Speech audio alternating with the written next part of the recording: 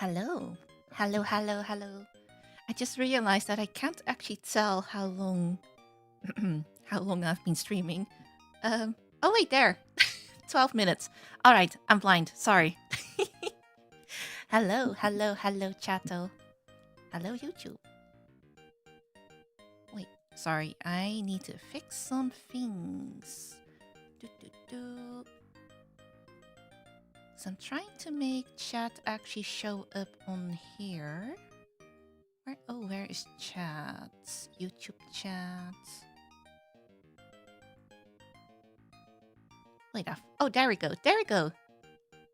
Chat shows up, but I need to move it. Oh, sorry. Oops, oops.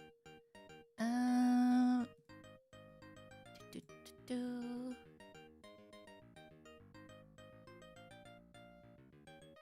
Okay, there we go. I think that works. Is this big enough? Do I need to make the chat bigger? It's probably okay. Anyway, hello, hello. Hope you all have been doing a-okay. It's 2026. So, happy late new year. I am almost 2 weeks too late, but better late than never. YouTube works. Oh, YouTube Tuesdays works. I just want more YouTube in general. Oh, I'm gonna try. That's one of my goals for this year, to actually do more YouTube thingamajings. I wanna try making this like a weekly thing, or maybe bi-weekly thing. Ideally, I wanna go to like 2 YouTube streams a week, but I will work my way up there. Burning and freezing so decent, I guess. I am just freezing. It's like -1 degrees or something like that, but it's way worse in my room always. I literally live in a freezer. Right now, I am wrapped up in 2 blankets. 2 blankets just so I can stream. I'm doing this for you guys.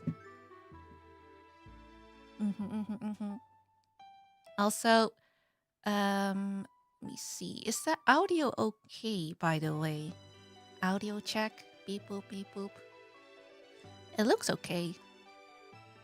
A good evening, chatter. Welcome, welcome. Hope you guys are excited, because today we're gonna watch 2 vidjas, maybe 3 even. We're gonna watch the Sanguinius Speech, which, from what I've been told, is very sad. Or something like that. I'm not quite sure, but everyone's always crying whenever it's mentioned. Audio is good for me. Excellent, excellent. And then after that, we watch a Trazyn video. That's his name, right? Trazyn the Infinite. I think it was Pancreas's video that I was going to watch. Let me quickly check the name. Oh, I keep forgetting how to spell his name. Okay, what was my YouTube chat? Trazyn or Trazyn? Yeah, okay. The video that we're gonna watch for him is Trazyn the Infinite. It's not grave robbery if it's archaeology. I've been recommended this video by a friend. I don't know who this Trazyn dude is, but I've been told that somehow everyone likes him. He's like a universally beloved character. I don't know why, but I guess we'll see. It's more moving than sad, I'd say. Ah, okay, okay. I'm looking forward to it. I'm like trying to remember who was Sanguinius again. He's the pretty vampire boy that gets murdered by Horus, no?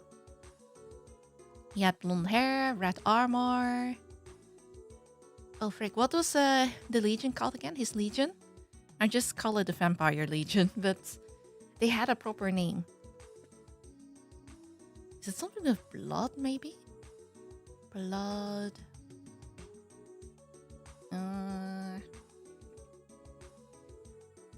Would it be blood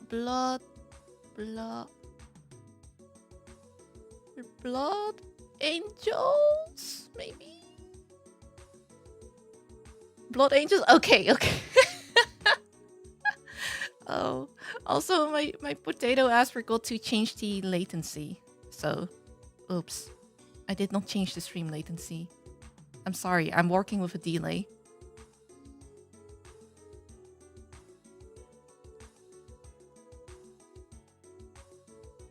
Our pretty Hulk boy. Is that what people call him? A Hulk boy?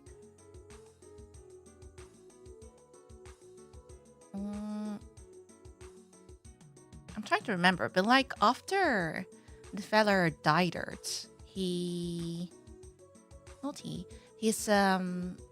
underlings all went crazy, no? Because that was a thing. People did try like explaining that, but it's been a while. It was a gene thing, I believe, right? That made it go haywire. That's so sad. But also very inconveniently made. Trazyn's like a great historian, but when you see all his exhibitions, you realize that they are all real people just frozen in time. Oh no. They have black rage now. Oh, so that's what it's called. Also, a reminder, everyone changed top chat to live chat. Oh, frick. Oh my god, I had to do top chat too. Okay, thank you. Wait, what the hell? Was I skipping some stuff? I'm sorry. Oh, thank you, YouTube. Thank you. Very cool. I didn't know that would happen. Let me click some other things. There we go. All right. Don't think I can change the stream latency during stream, right? Pretty sure I can't. Let me double check. It would be great if I could change it, but I would assume. Oh my god, no. Okay, never mind. I cannot. It's okay. Next time I will do it properly. Yeah, I'm sorry for missing comments. YouTube is a little potato. Okay, there we go. All right. Anyway, I got my first mini set. Well said. My first Warhammer miniature. Do you guys know what I got? Any guesses? I did actually talk about it before in a video.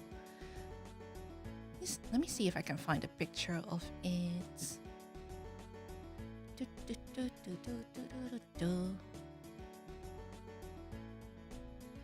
They are very cute.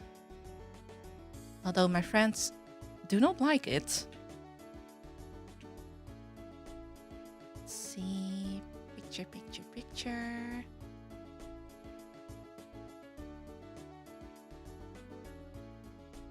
Oh yeah, I found it here. Copy. Orcs?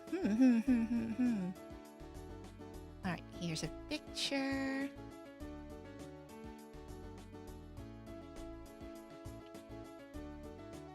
One moment. Right, let me pull it up now properly. Ta-da! Nurglings! They are Nurglings. Which I guess is strictly speaking Warhammer Fantasy, right? Because it says Age of Sigmar. I got Nurglings because I like Nurgle. Unfortunately, I did not get orcs. I did see them though. I did see orcs. I was shocked that I could find the Nurglings at the store. The Blood Angels have two different problems. There's the red first, which makes them want to drink blood like vampires, and a black rage, which makes them very angry boys when they get ultra sad. Oh no, the depresso. He gets iffy about the Necrons? Ooh. Pancras does a decent job, but he has sadly the worst video for Trazyn in my opinion. Isander and Koda do an incredible job explaining his personality, since Pancras' no work is very biased. Oh, okay. I could always watch like the other videos too at some point, so that's alright. I'm hoping it's a beast of Nurgle. Close enough. Very close. Most of demons can be used in Age of Sigmar and 40k. Are the Nurglings like a thing in 40k too? Oh, they can be used for either, really. Oh, okay, good, excellent. Also, minis are expensive. This one was like 31 euros. It says there. 31.50.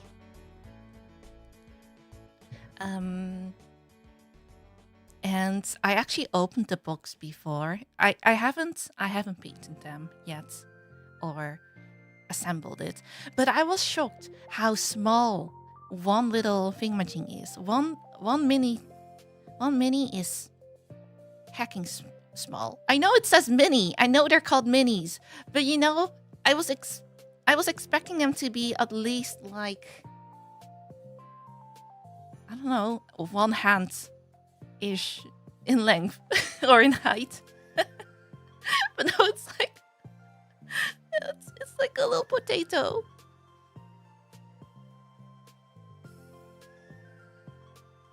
Also, because they're so small, I'm like wondering how the hell am I ever going to like paint the details on it. I have like one very thin brush. Well, thin. I got a brush because I also bought some paints. I got like a little starter set thing. Came with one brush and also one random mini thing that I can practice on, I guess. But I'm still, honestly, I'm not sure if I can paint it properly. I do not trust my painting skills. Basically, Pancras no work for General Trazyn, Sander, and Koda for more in-depth and more about his personality and how funny he is. Ah, okay. I don't have money for Warhammer. Understandable. I have an expensive hobby too. Unfortunately, Warhammer is expensive.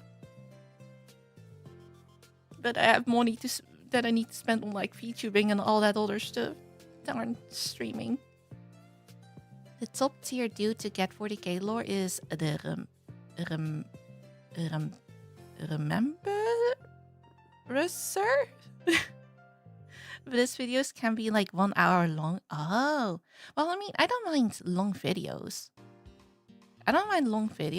Unless they're like very difficult to get through, like very boring, I guess, or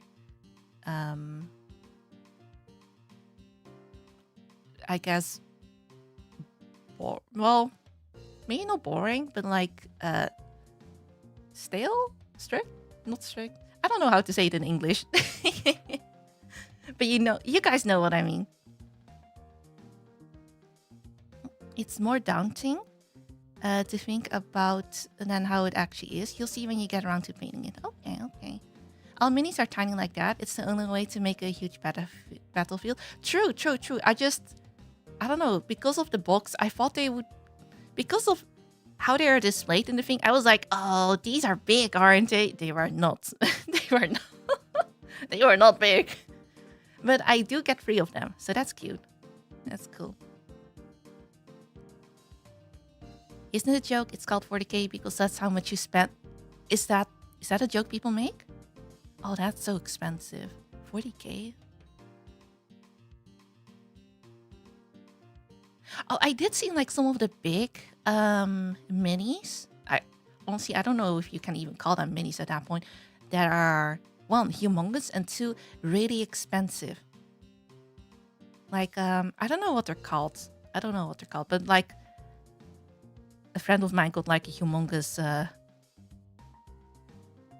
I have no idea what they're called, like a humongous Space Marine, I guess. It looked like a Space Marine robot thing. There's no way to paint properly a miniature. If they have a smudge, it's fine. They are of Nurgle after all, so maybe it's just a new blister store. True. With Nurglings, if they look ugly, that's okay. Because they're supposed to look ugly. That's just, you know, me being very accurate. I've got to go for a bit, but hopefully I get back in time for the video. Thank you for being here. Hope to see you later. If you want to get a big mini of Nuriel, there's a great unclean one. Let me Google real quick. Great unclean one. Oh, that's a big boy, yeah. Very big boy. Oh. Unfortunately, I did not see that at the store. I actually went to a physical store. It wasn't like a Warhammer store, just a store that sells like hobby stuff. All the nerd stuff. I call it the nerd store. And it's very near me, so that's very convenient. It's very nearby. They're not small, they're average, but for real, I think most of us got that same reaction when we got our first minis. I'm gonna grab the box. One moment. I'm grabbing it because it's so freaking scary. I'm actually terrified of starting to paint with these because of how freaking small they are. One moment. Okay, there we go. Echo one. Like one little Nurgling is the size. It's smaller.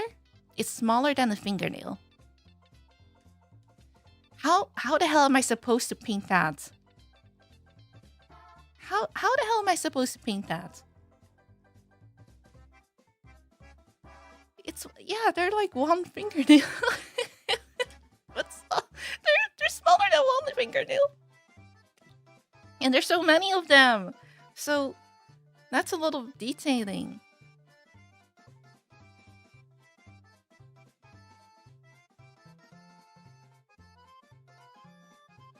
I did a video that he made about the character. It's one of the smaller ones if you want to check him out later.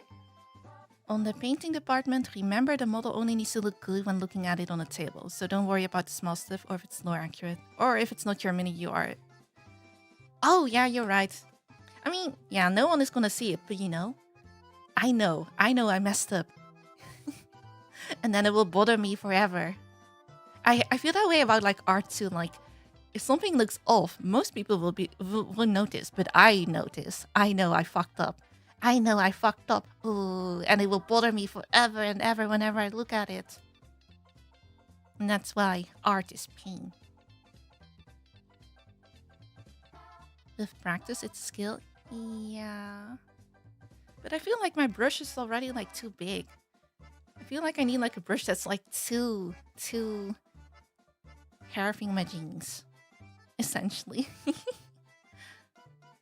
Also, I don't know what color I want to make them. Because I'm not going to make them like... I'm not going to give them the same color as on the picture.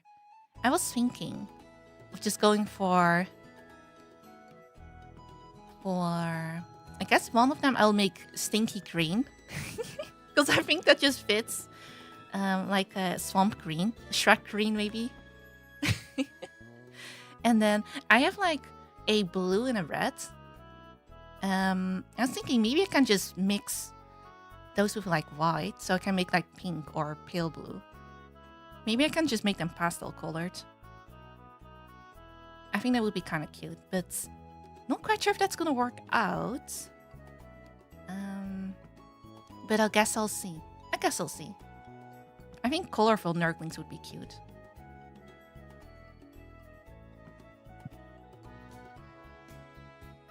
Does it look decent at arm's length? Good enough. I'm horrible at following my own advice. Oh, do you also obsess over details then? These are so small, you can't even see any details, I think, at arm's length. They just look like blobs. They just look like blobs from here.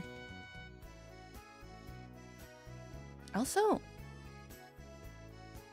I'm gonna have to like sand these fingerlings, no, to get rid of the little plastic thingies, because they're attached to like a runner. I'm not gonna sand that precisely. Let me put them back one moment. And they come in like a little holder thing. Cute. Okay. Well, thank you for reassuring me, Chattel. I will paint them eventually. Also, there's like Nurglings here, the name, in different languages. In French, it's Nurglet. Nurglets. And then Nurglinge, I guess that's like German. And then Nurglini. What the hell is a Nurglini? Is that Italian?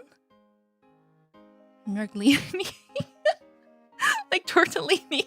Oh. Oh. Poor little potatoes. I have shaky hands, and my first paint I messed up, but over time I got better and became very happy with my paint. You can always use a toothpick for like small things. Ooh, that's smart. That's smart. That's very smart. Leave it 2 weeks. If you still remember messing it up, fix the problem. Very wise words. Very wise words.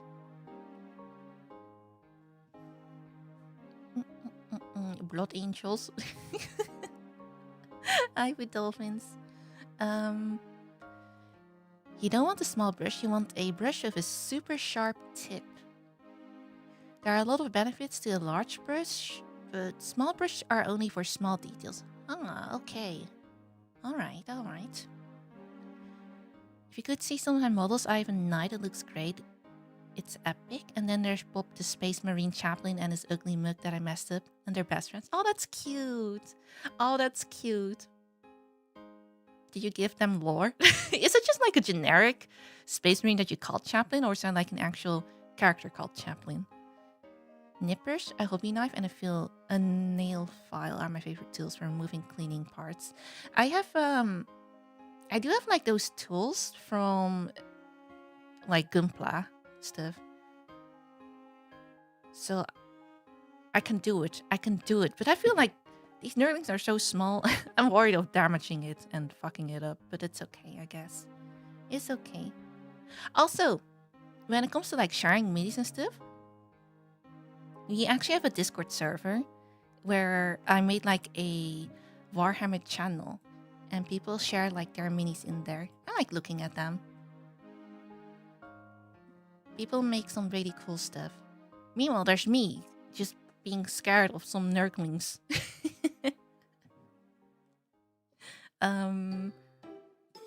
Did I make like a command for Discord? Let me check real quick, because I thought I did something like that. Nurglini sounds like a snack. Well, do not eat the Nurglini. I think you will get sick if you did. Chaplain is a special title for a marine. Oh, really? So it's not a name, it's a title? Oh. Gunpla gets the best tools for model prep. He's a morale guy mostly. Well, we all need a morale guy in our life, okay? It's a rank of the Space Marines. You can look it up. Small. Space Marine. Space Marine. Chaplain. Oh! Oh, like a Skelly. With a Skelly skull thing. Oh, that's interesting. Do they always have a skull? Or is it just a specific one? Oh, wait. Chaplain! Or is it Chaplain? Can't tell, actually.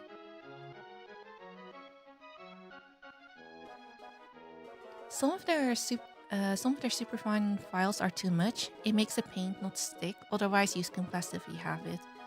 I don't know if there's a command. I thought there was. Hi, Ganyu. Hello, hello. Wait, let me test. Discord.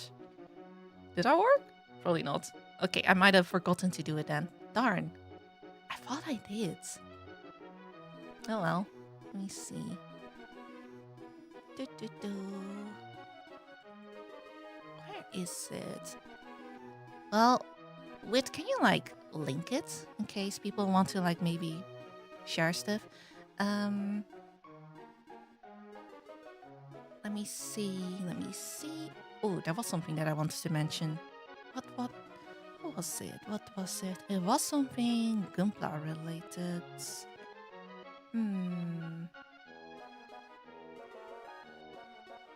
Maybe not. Oh, I saw like a lot of cool minis at the store. They had like a lot of those Battle Sisters. I think I can't remember the exact name. I just call them Battle Sisters. The cool ladies. And they had like Necrons too. I considered maybe getting like a Necron, but I figured I should probably just start with one mini. See if I even like painting it and stuff. I can see how easy it is to suddenly to accidentally buy a lot of them and then go broke. Sisters of Battle, yeah. Sisters of Battle, those are the ones. Chaplain as in a spiritual advisor / priest. It's their job to make sure Space Marines stay loyal. Oh, okay, so literally a morale guy, yeah. Oh. His job is to help other Space Marines in battle as morale boosts and inspire others. Their mask is supposed to be the face of the Emperor, I think. Oh, really? Oh, because he's like freaking half-rotting corpse, essentially, sort of. There was a Discord command last time, no? That's what I thought too, but maybe I just messed it up. Battle Sisters are a unit in Sisters of Battle. Oh, frick. Okay, well, I meant Battle of Sisters. I mean, Sisters of Battle. Sorry, not Battle of Sisters. It's called Plastic Crack for a reason. Yeah, but I'm trying to not get addicted to the plastic crack. I already have expensive hobbies. I can't handle another expensive hobby, man. I can't. Could be just something barking. Why am I getting these things? Alright. Oh, thank you, Wit. Thank you. Yeah, that's a link to the Discord server. If people want to share their Warhammer minis, I would love to look at them. How are you? Hope you're doing well. I've been doing okay, actually. I started stream later than I was planning to because I had like a surprise visit by my dad. And then I kind of felt obligated to sit there and talk with him, spend time with the family. Unfortunately, darn social obligations.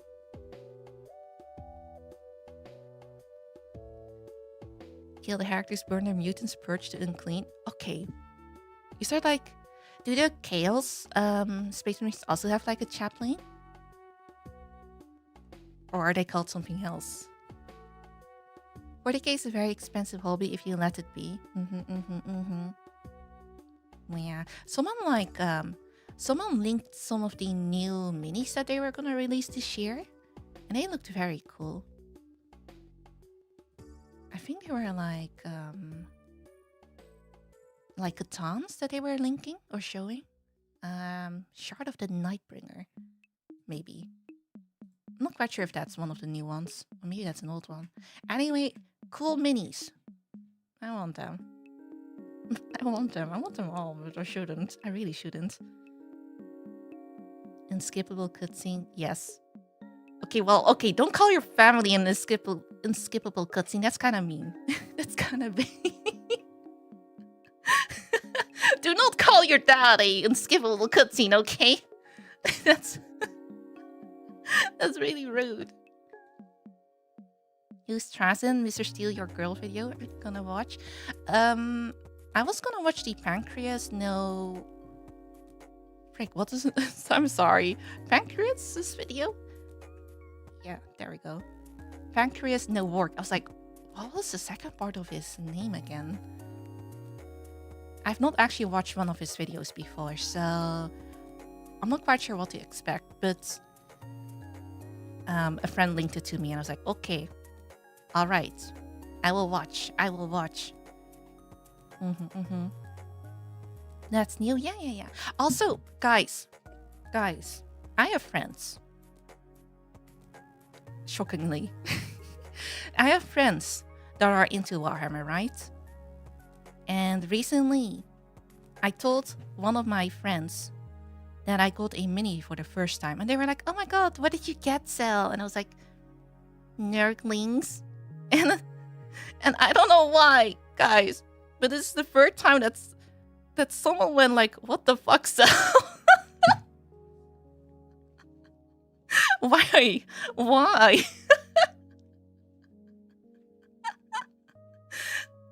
What do they have against Nurglings? Or Nurgle?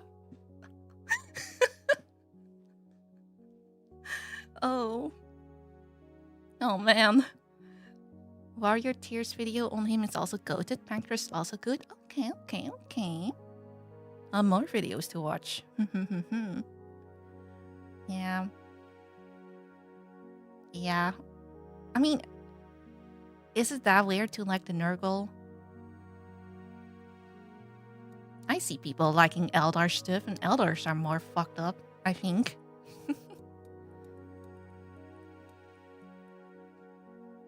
They might look a little bit gross, but it's okay. That's what's charming, or something like that. I just think they're little gremlins. VTubers often lean towards Slanesh or Nurgle in my experience. Really? None of my friends are like Nurgle. They all think it's gross. I feel like most people that I know like the Sisters of Battle, I guess, and the vampires. People tend to find the God of Pestilence kind of gross. I mean, yeah, he is gross, but it's also kind of funny. Gross, but funny. Do people think Shrek is gross? Maybe. But they also think Shrek is funny, right? Nurgle is Shrek, basically. That's what I'm trying to say. No, I like Tyranids. Oh, I like Tyranids too. I actually saw like one Tyranid mini. I was like, ooh, that's cool too. I think they are very interesting. Actually, I still have like I still want to look at like books for Warhammer stuff. Like actual readable books, right? Right, not a lore book, but like a book. You know, one you read for the story. And last time I remember asking about like books that are Tyranid related. I wrote them down. That's probably like the first thing I would want to read once I get into it. I just need to have like time for it. Imagine reading, guys. Friends who like Warhammer, she just can't stop flexing on us. Okay, they're all streamer friends. They're all internet friends. Does that count? I mean, they're still friends, but you know what I mean. I can't go to them and be like, let's paint minis together. That would be cute though. It would be cute to paint minis together. I like Emperor of Mankind. I feel like most people like the Emperor. Only those that don't shower like Nurgle. Are you calling me stinky? Are you calling me stinky? Just because I like Nurgle doesn't mean I'm stinky or that I don't shower, okay? Just because I like little Nurglings doesn't mean I like stinky things per se. That's the thing, people don't look past the fact that Nurgle wants to spread super COVID to everyone alive. He just loves us. He just loves us. Even if that love is maybe a little bit misguided or fucked up, he still loves us. There are a lot of books. Yeah, I'm just I'm the type of person that needs to get into a reading mood, and then I need to finish the book in like a couple sittings, because if I leave it for too long, I'll just forget about it, and then I have to like start over again because then I'm out of the flow. Then I don't remember shit. Ashes of Cadia was a great experience. Ashes of Cadia. Is that like the planet that goes boom? Or is that a different planet? I'm a Dark Angels player, but Big E got some issues as a leader. Don't they all have issues though? Don't they all have issues? I feel like every faction, or maybe every leader in Warhammer 40k so far, probably has some major flaws. I think, maybe. If the shoe fits, shut up. People always gravitate towards the Chaos God that's the polar opposite of them. Nurgle attracts a lot of gym bros and clean cuts. Okay, I'm not a gym bro. And what's a clean cut? What's a clean cut? I am far from a gym bro. Clean cut. Warhammer books aren't too long. You can get through them in 2 or 3 days pretty easy. I see. I see. I wanna like try like an audiobook maybe. So I can just put that on while I mindlessly farm flowers or something in games. While I do some mindless farming. Yeah. Corn attracts lots of super nice people, like people who take care of themselves. Oh, okay. Do I take care of myself? Well, sort of.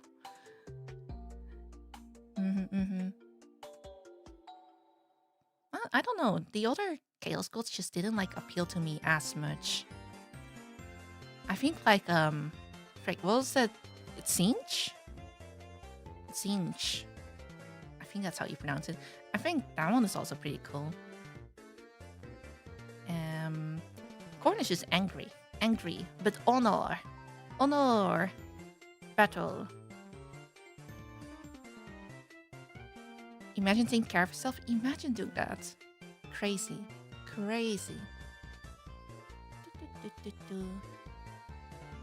How do we get an axe to Discord to send an arm? Oh, sorry.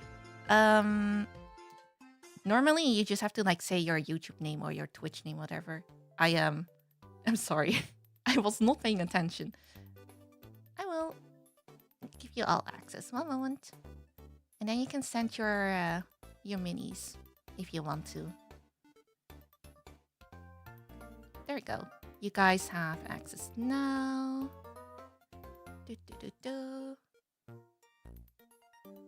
There we go. I play Chaos, Space Marines, Night Lords, World Eaters, and Sisters for Battle. The Night Lords look really cool. They look very cool. Actually, most of them look cool.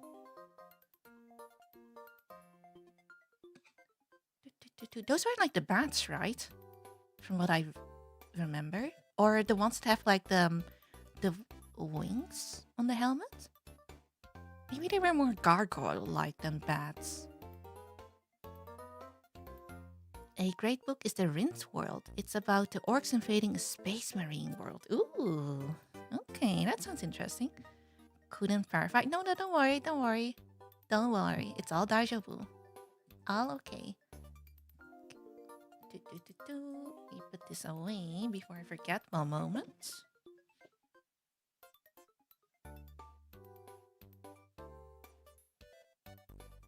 There we go. Oh yeah, I remember. When I was like looking at the minis in the store, they had like a bazillion different paint brands, and I was overwhelmed with by the choices. Because I remember you guys saying that getting the official paints is pain, expensive, and not worth it, right? And then I was like, what do I get then? What do I get then? I ended up like just going home that day without paints, so I could like ask later. I mean, I got like a starter set now from, I think it's called Army Painter. Army Painter. Nine Lords do have the wings on the helmet. Yeah.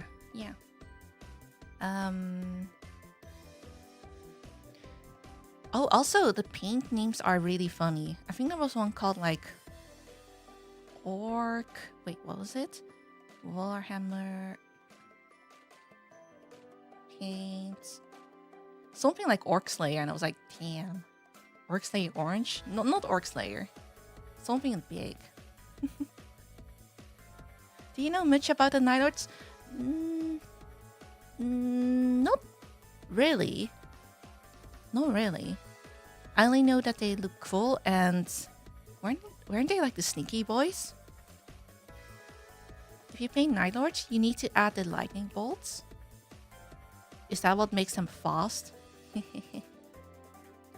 you add some lightning bolts, they go zoom zoom.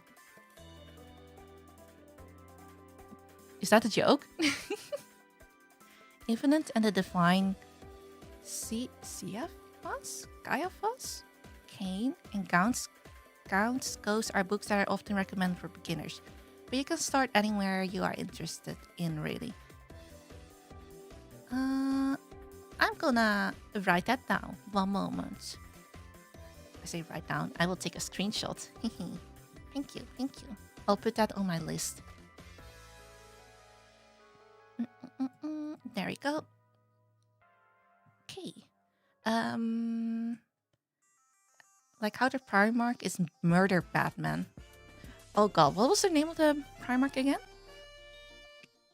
Was that like... Was it Conrad? Conrad. Oh, it is Conrad, isn't it? I think that's it. Oh, he looks angry. He looks like he has greasy hair in this picture. Wait. Can I open this picture?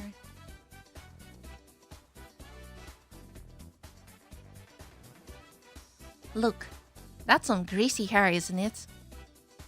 He needs a shower stat. And then Nurgle gets called gross. SMH. Conrad's curse. I like the way the last name is spelled. It's not curse, it's curse. Night Lords are the skinny boys. They like to wear your skin as capes. Oh god, they wear skin? Infinite and Divine is about Trazyn and other Necrons. So if you like him in the videos, watch them. That could be a good starting book.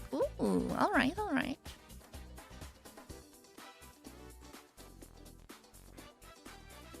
I'll definitely keep that in mind. Infinite and Divine is such a good book. Okay, question. How many of you guys have read any of the books? Or if you really like a I just collect the minis kind of person? Or I just consume media kind of person? I always wonder, like, how deep people are actually into the hobby. Night Lords are like murder hobo marines.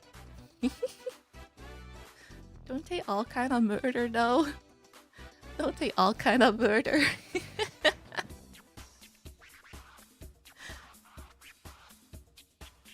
I read the books and don't collect the minis. Oh, so you only read the books. Interesting. Do you not want like a mini? Just to like display it somewhere on the shelf or whatever? I think it would be cool. I don't know where to display it yet though, but once I have the Nurglings done, I will make space. For them.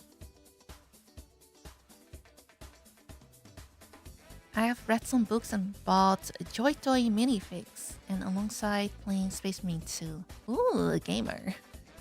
I've read a good few books, but I'm not up to date on heresy stuff. Oh, as in, are you more into Warhammer Fantasy then, or just you haven't really read the whole Horus Heresy shit? I read 3 books, have 3 armies, and watch more features reacts to Bricky than I wish to admit. I love that. I love that. I love that for you. I've read 40 books. Oh, that's crazy. I've read every book in the next 2 years. I started 4 months ago. You read fast. Oh my god, you are a fast reader. How long do you generally take reading a book? The Heresy 64 books. Oh, okay. Oh, okay, yeah. All right, yeah, that's gonna take a while to get through. They wear your skin as more than just capes. It's also loincloths and armor coverings. Okay, I thought it was like the what were those Eldar called? The Drukhari? I thought those were the funky ones that do stuff with the skin, like turn it to couches and wear it or whatever. But you're telling me Night Lords do that too? Here's the thing, 40k's world is huge and just the lore alone is enough to attract people. Minis in the game itself are a different thing entirely and not everyone engaged in it. No, I can see that. I can see that. I want to like try playing a game too. I looked at my Steam library the other day and I noticed that I had, or well, in my shared Steam library there is Vermintide. Wait, let me check which one. Because I think there were multiples. No. Let's see, Warhammer Vermintide 2. Not quite sure which one that is, but Vermintide is Warhammer Fantasy, right? With the stinky... Well, was it the rats? Something with the rats, right? I'm not much of a book person. I've read some of the comics. Oh, they have comics too? Ooh. Oh, I didn't know that. I didn't know that. Don't worry, out of all the 64 books, maybe like 10 or so are good. Oh. There are many side stories that don't add much or aren't very good. Oh, I see. Well, I see. Drukhari, Emperor's Children, and Night Lords do that. Emperor's Children? Like Big E? Like that Emperor?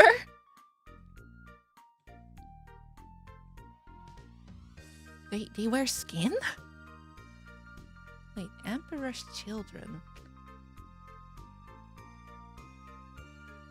Hosts? Oh, okay, I don't think they...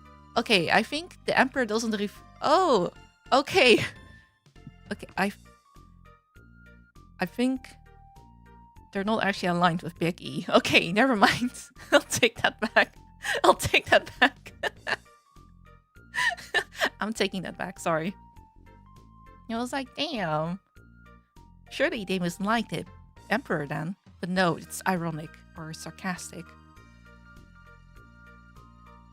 Fun fact, a few factions love to skin in 40k. I can imagine, yeah. The Drukhari Wars. Yeah, I mean, turning someone into a living couch is kind of terrifying. I read the books of considerable length in 4 days, usually. As a specific example, I read or read Harry Potter and the Deathly Hallows in 3 days. You're a fast reader! That's crazy. That's crazy. Do you like properly read or skim read a little bit? Vermintide is the last moments of fantasy before transitioning to Age of Sigmar. Oh, I thought they were the same thing, Age of Sigmar and fantasy.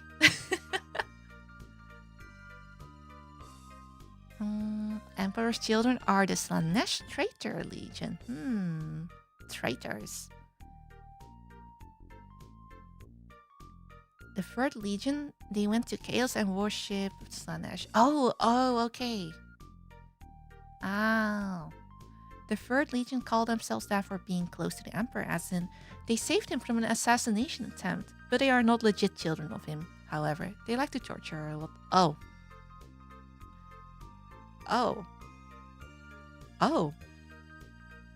Oh, wonderful. They seem like a wonderful bunch. They got their name in Servants of Big E and later fell to chaos. Their thing was wanting to be perfect. When you say wanting to be perfect, what do you mean exactly? Like, they want to get stronger? I read every word at 400 words per minute. 400 words per minute! Oh, you're fast. Holy. Oh my god. That's crazy. That's crazy. Damn, I wish I could read that fast. They still yell for the Emperor, despite being chaos because they're assholes. They just think it's funny. Hehe teehee haha.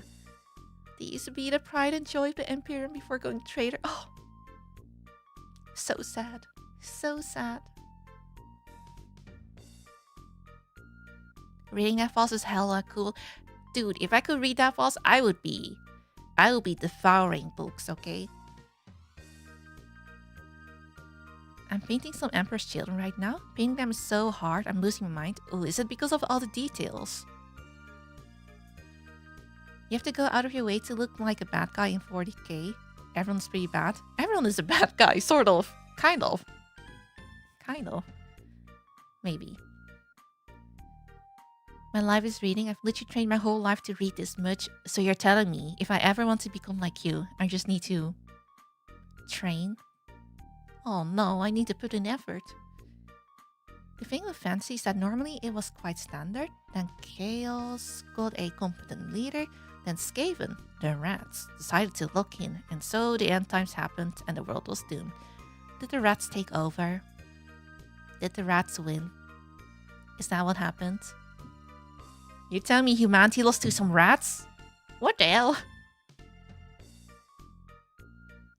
They want to be the perfect swordsman, the perfect medic, the perfect painter, and perfect at everything in life. Ooh. Swinging their sword perfectly and having that perfect swing, kill someone perfectly. Okay, so they are obsessed literally with perfection in any form. Okay. We're gonna need a montage. A training montage of me reading. They are pink and black, so every mistake is very obvious. It's the opposite of painting neural stuff. Oh, like that. Oh, Godspeed, Godspeed. I believe in you. Do it for Big E in quotation marks. You can do it. I believe it. Rats, chaos, vampire, pretty much everyone. So humanity lost real hard? Is that what you're implying? Reading is like a muscle practice. The technique makes you better. It's like learning a language. You need to keep using that language muscle, or else it will fall into disarray. Yep. Like, I had French during middle school and high school, but my French is shit nowadays compared to what it was back then. Not that I was like fluent or anything, because high school French, German, or any second language, I don't think they actually teach you in depth. Still hard to string sentences, but now I'm like, I don't know how to speak. I can read, but I don't know how to speak. Yeah. And I feel like my freaking native language that I speak, Dutch, also is getting worse by the day. Because of streaming, I speak a lot of English. So I don't speak Dutch as much. And now I feel like a potato that can barely make normal ass sentences in Dutch. It's terrible. It was a lot of rats. Okay. You know what? I can understand. Do you have a small speech on them and it gives you an idea of how much they were before the fall? Was it because there were just that many rats? Not implying chaos and the other assholes literally torn the world apart and won?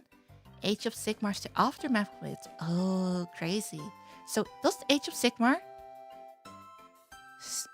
take place on like only Earth? Or do they also like do stuff with other planets? Need to speak French redeem on Twitch? Oui. Je parle un petit peu français. Bon, salut. More to rire and stuff like that. Yep. Bhutan. I got worse when I was working 7 days and didn't have time to read. Darn. So it really do be a missile. If people didn't want to escape into login, they should have stopped them. So it was people's fault for being complacent. I know a third language, but I'm so bad these days. Haven't used it. Same with first language for me. Do you like speak mostly English now then, Kicker? I'm learning my fourth language right now. Oh, look at you learning a fourth language. Crazy. I only speak like 2 fluently, Dutch and English, and then I speak like little bit of French, little bit of German, very, very little bit of Chinese. Don't worry about it. I'm English and my English is bad. That makes you happy. I'm glad I'm not the only one suffering. Feel the same. I live in the UK for 5 years and now my Polish is tending to forget words. I live in the Netherlands, so my Dutch is getting worse by the day. I still live here and I still speak it. It's just, I don't do it as frequently. Only Earth right after Fantasy. Oh, so Fantasy and Age of Sigmar then all takes place on Earth? There's no space shenanigans at all then. I guess because stuff isn't as technologically advanced yet. The Skaven made nukes, reached the space age, blew up the moon, and made Nagash suffer. Okay, so they did go to space. What the hell? Wait, those rats are smart. Those rats are smart. Did they make like a freaking spaceship? Same for first was related to. Oh, okay. I only know English because my main language is Spanish, but I know some ancient Greek and Latin to some degree, which, but I know words and expressions. That's very bougie. What are you going to watch?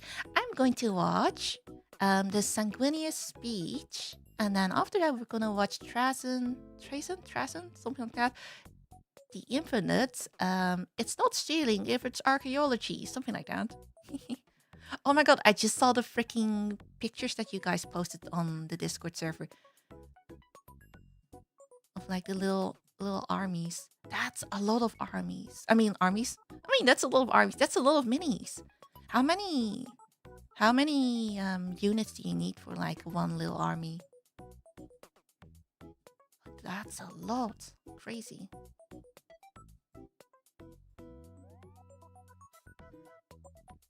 Don't mess with rats. You know what? Understandable. The rats went to space. The rats went to space before humans did? That's crazy. Look up the map of Warhammer Fantasy. You'll see that it resembles ours a lot in continent placement. Warhammer Fantasy. Wait, so...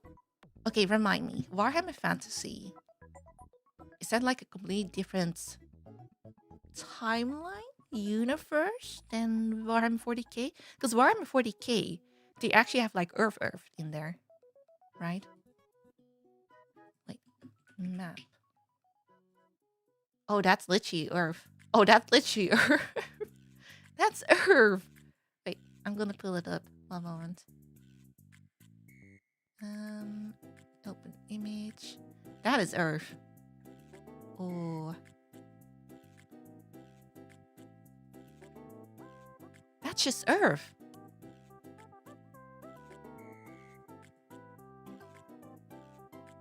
Damn, look at that. Wait, I don't think they have the Netherlands in there anymore. Oh yeah, no, I think the Netherlands got eaten by like... whatever that combination of France and Spain is. I want to learn German or Spanish in the next few years. At one point, I wanted to go to uni and learn Finnish. You can still do that. You don't even need to go to uni to learn a language if you want to. It just, I guess, requires some dedication, some discipline. Depends on what scale you play. Oh, there's different scales? Do you have any tissues for Sanguinius Speech? I don't have any tissues. But I feel like I also am not the type to cry fast when it comes to watching videos, I guess. Like I think I need to like be attached to the character before I start bawling my eyes out. Maybe, we'll see.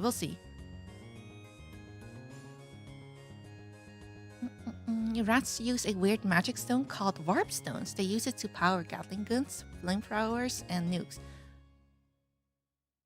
Wait, what do they need warp stones for Gatling guns? Do they like teleport bullets in their guns or something?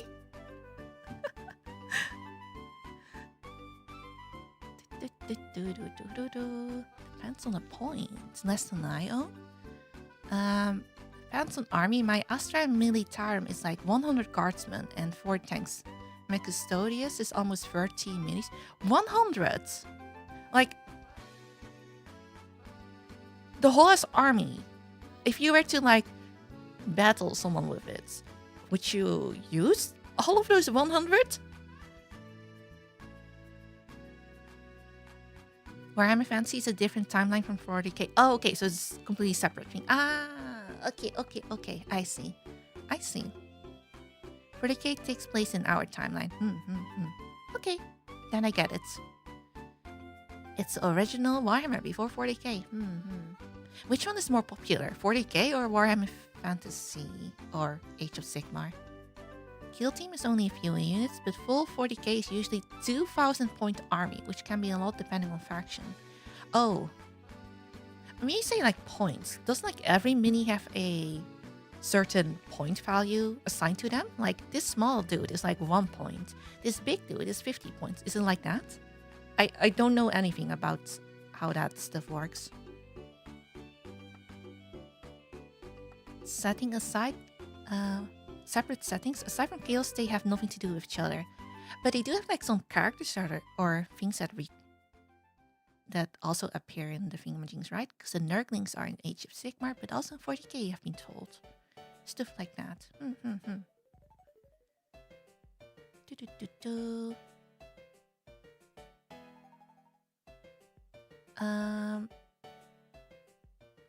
First time catching a stream. Oh, hello, Minty. Hello.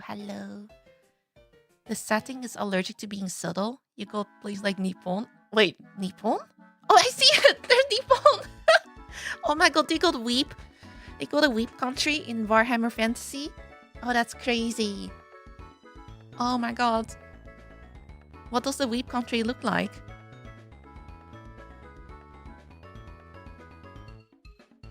Kill team is a good entry point. It's like 6 to 14 miniatures, max with smaller scale skirmishes. Warpstone is a power source, solidified magic energy, currency, and drugs. Oh, okay, so it's not literally just a thing that teleports people around or whatever. They also snorted. Oh god, they snorted? There's many times of armies, types of armies. Some have small numbers, but the units are super strong. Some are just hordes of little guys, and then everything in between.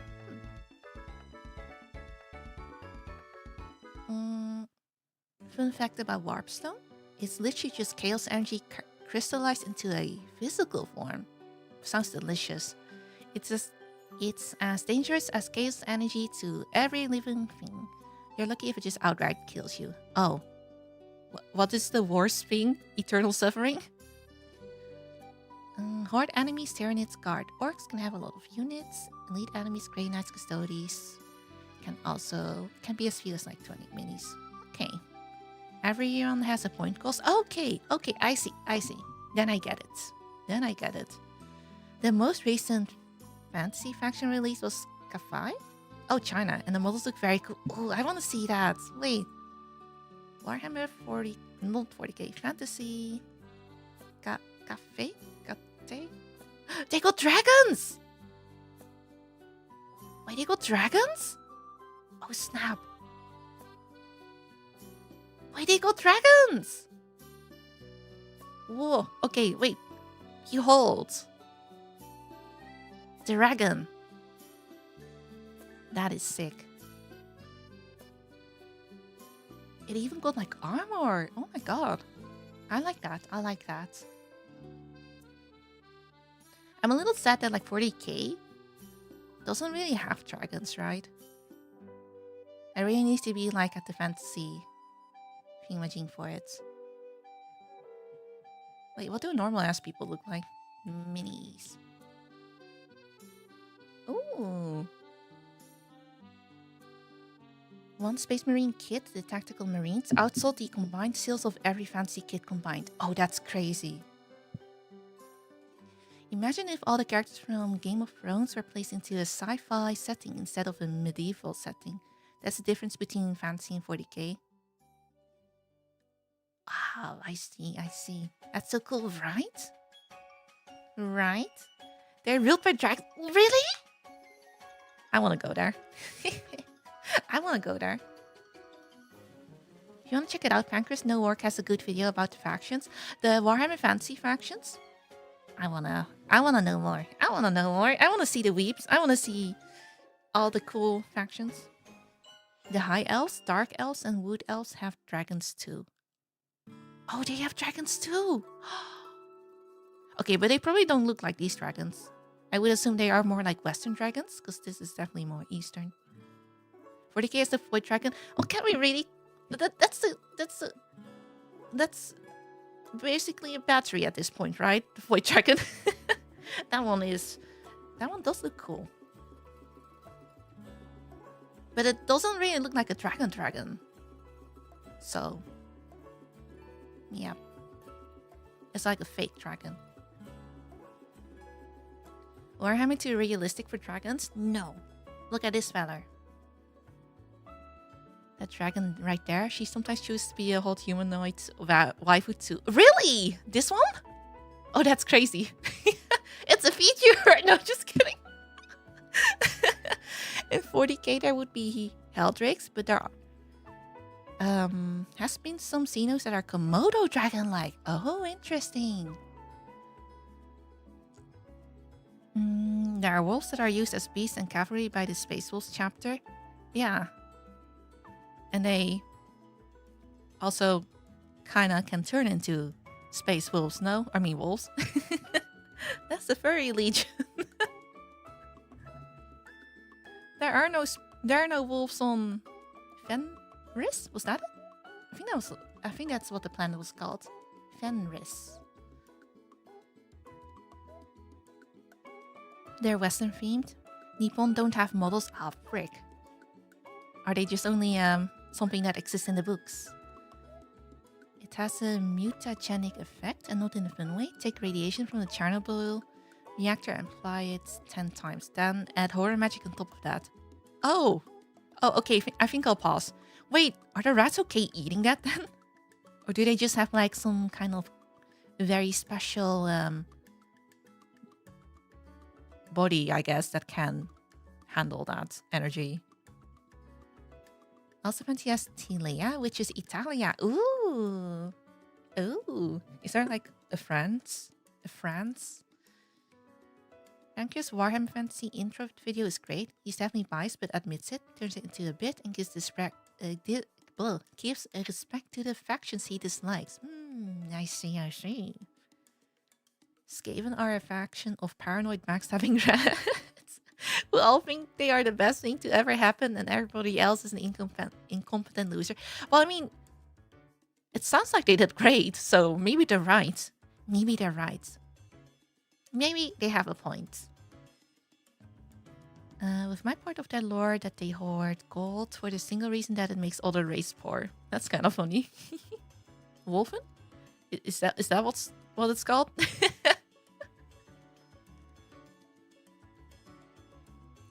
The storm dragon becomes humanized so that she doesn't scare the humans she rules. Oh, I see. Bretonia is France. Oh, they do have a France then. Warpstone is like Fent for the rats. They just don't get the Fent lean. Oh, the French are real and fancy. Dang it.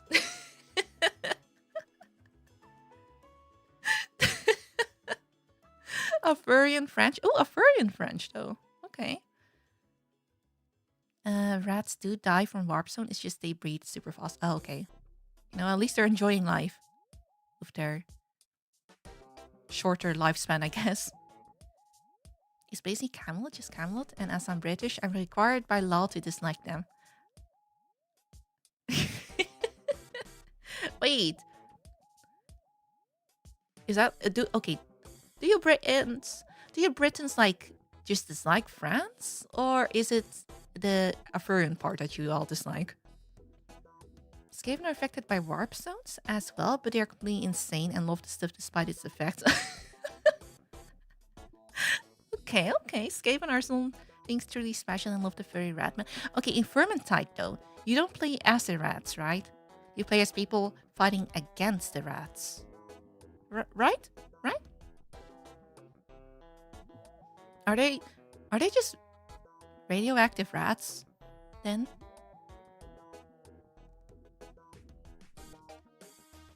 History.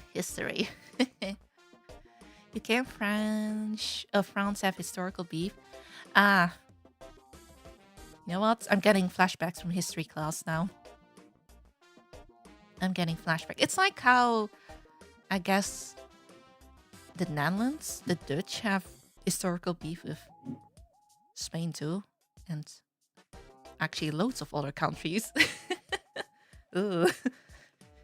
Radioactive mad science rats. Sounds fun. Sounds like a fun faction. Take King Arthur, the Knights of the Round Table, now make them all French. That's Britannia. Wait a minute. Britannia? With Belgium? I mean, Belgium and the Netherlands used to be like one country. Do they have beef? Well, I guess they do make fun of each other a lot nowadays still. I guess they do have beef then. You fight them in Vermintide and see the more horrifying aspects of them. They are either horror or slapstick comedy, no in between. Oh, I see. It's a cultural bit. Yes, Brits versus the French. A couple of 1,000 years of mutual invasions will do that. We like them, really? We just take the piss out of each other is all. We love some friendly rivalry. English and French had something called the 100 Years War happen between them. Oh yeah, I do remember that. Insta Reels have said that NL is very big beef with Belgium. You believe the Insta Reels? No, just kidding. I mean, they always make jokes. I guess that's true. Basically, the rats are stupidly and overly petty. They sabotage each other just as much as they sabotage other factions. That's why it took them so damn long to bring the planet apart. I mean, they did it in the end. It's not a race, is it? The Netherlands is pretty much the wasteland / Marienburg in Warhammer Fantasy. Ooh, interesting. We do not speak of the French. They are our ancient enemies. You poor potatoes. You poor potatoes. UK has beef with a lot of countries too, to be fair, but we have particular beef with France. They were our nemesis. I see. Skaven are kind of like orcs in that, from their perspective, they are funny rats and slapstick, but actually existing in a world and running into them is terrifying. I mean, running into orcs is also scary, right? Right? But they don't have the funny wah. The wah. Also, guys, what time is it? Oh, frick. Sorry, you have been yapping for an hour. English and France are frenemies. Frenemies. I guess that's true. They did along chaos. They have a god called the Horned Rat. Someone correct me if I'm wrong, but I think the Horned Rat is quite damn close to being a chaos god. The Horned Rat. I guess they have horns. Let me have a looky. Warhammer. Oh. Oh, is that a rat? Wait, that design is cool though. Wait. Image. Ooh. Okay, wait. I'm showing it. Ta-da. That's crazy. It looks like a demon, a devil. Kind Kind of like the devil, with goat horns. But it's a rat. But it looks like a goat. Look at that face. You should start, I think. Don't tell me what to do. No, just kidding. I will. Soon. The horned rat is a chaos god. It actually made the others shit their pants. This one?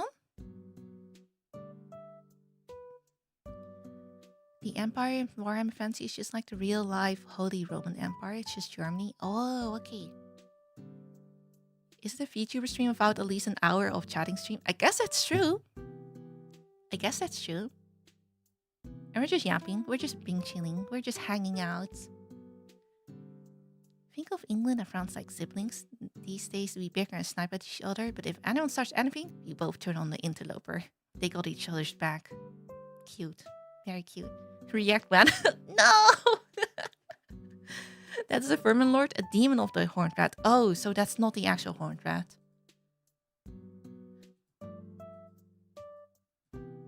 Is there like no actual picture of like the god? The big boy. The big balls.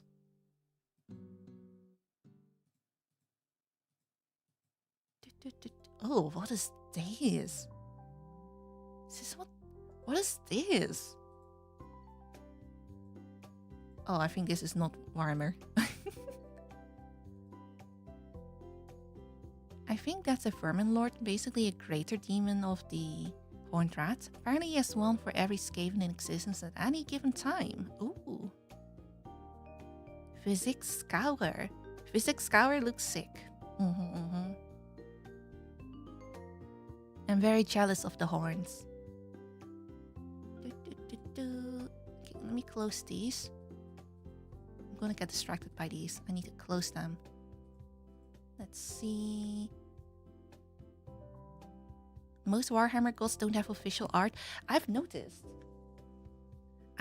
It's like was it the old ones that also don't have like official art? The space frogs?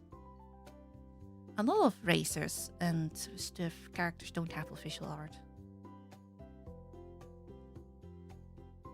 The Horned Rat is basically the worst out of all chaos gods, because it's just the embodiment of sheer chaos, not aligned to any specific feeling. Oh.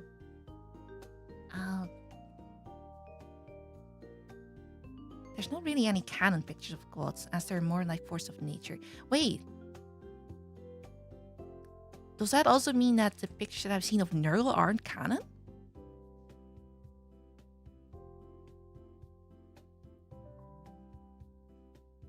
No art for old ones, if I remember correctly.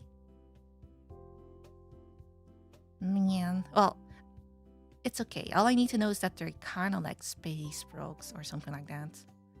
Sort of.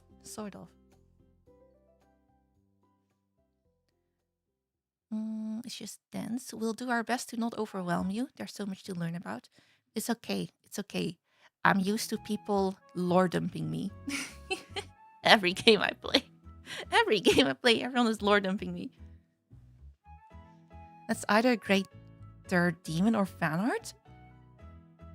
Can you check out the Helldrake, the Dragon of 40k? I will check it out. So I don't know what my grandpapa looks like. Frick. Wait, I don't know what my family looks like. Helldrake. Ooh. Wait. What the hell? Wait, this is cool. Opening. Is this like an actual creature, or is it just like a machine kind of thing? Or a ship? Because that doesn't look like a... Is that a living being?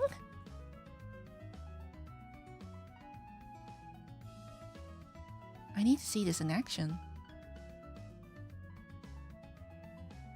Chat is Lord Dump Central. And we love that. Or I love that.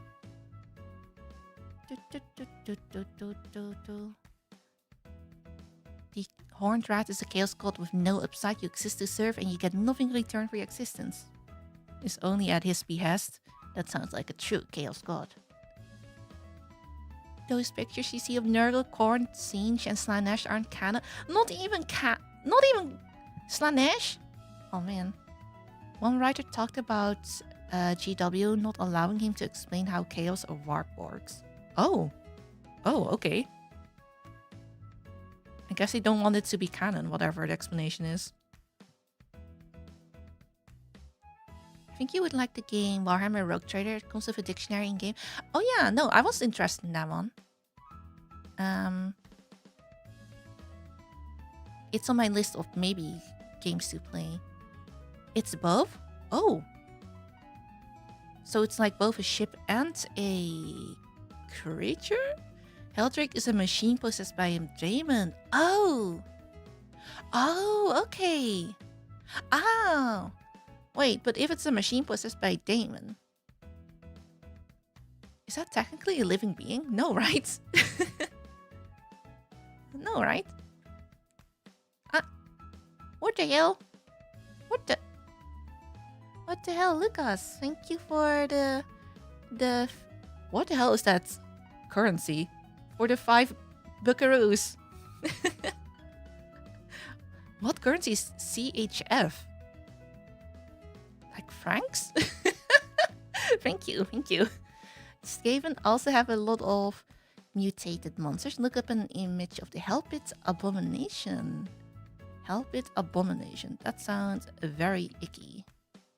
Swiss franc. Okay, I got it. Abomination.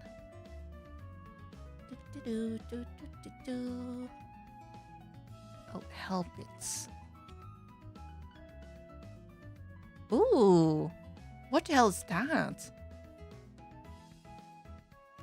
Are those? Oh. Wait, I need to look up a good picture. Okay, that looks freaky.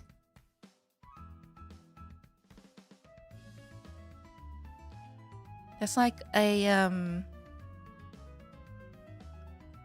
creature consisting of multiple rats in one thingamajig. With they're stitched together. Oh. And you have like 1, 2, 3, 4, 5? 5 arms or 6 arms?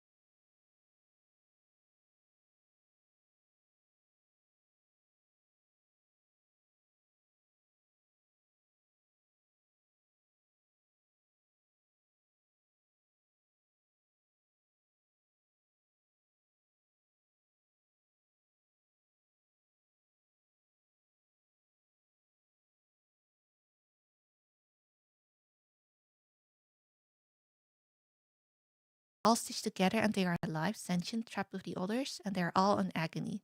Just like the couches! Just like the couches! What is this music thing? Sorry. There we go.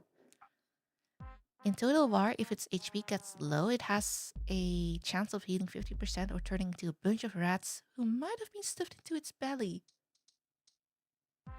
So you're telling me there's more rats into the in the rat abomination. The rat consisting of multiple rats have more rats inside of them. Thumbs up. Oh my god.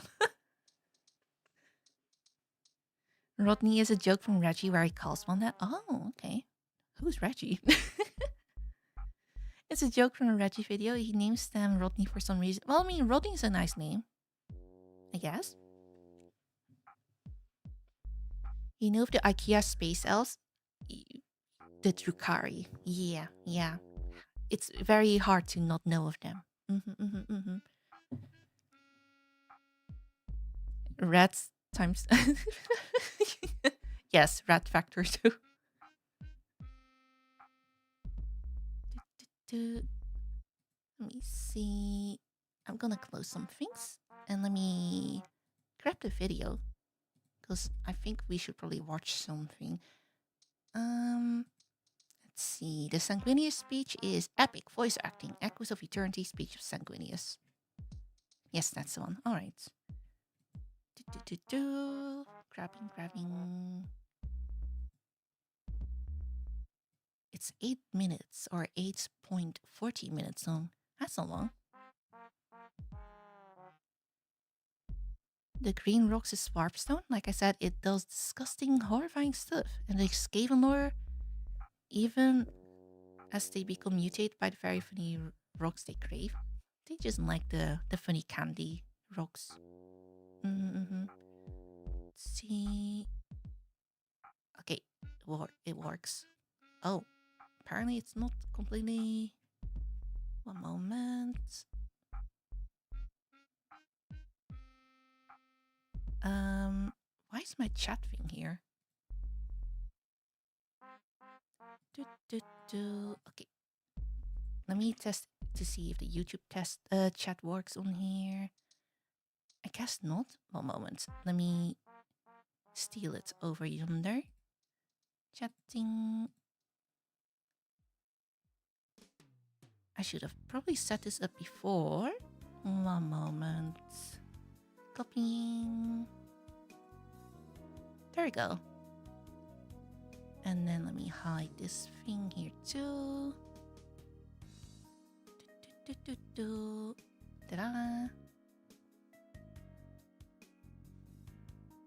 There we go. Let me think. Okay, I probably will need to check to see if the audio is okay. Oh, that's probably too big. One moment.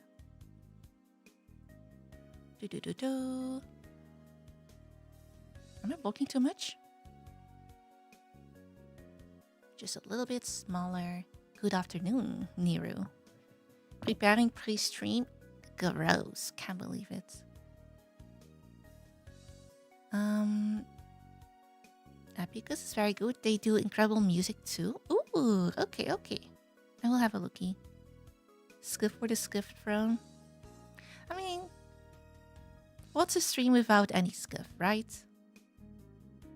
Grab your tissues, guys. It's fabulous Hulk boy time.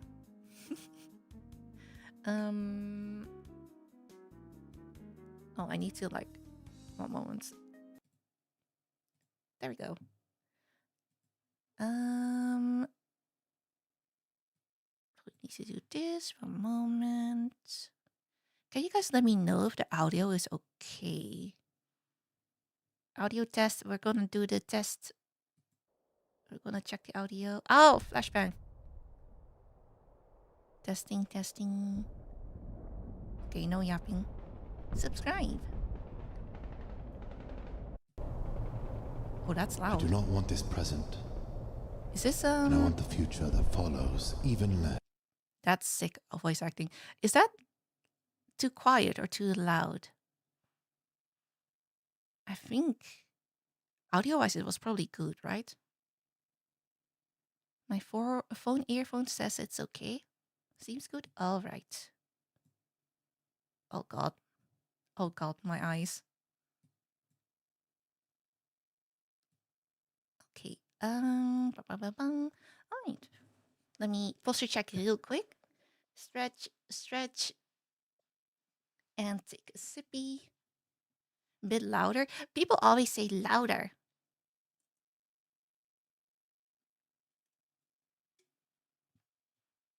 But I think it's probably okay. Below my end compared to your voice.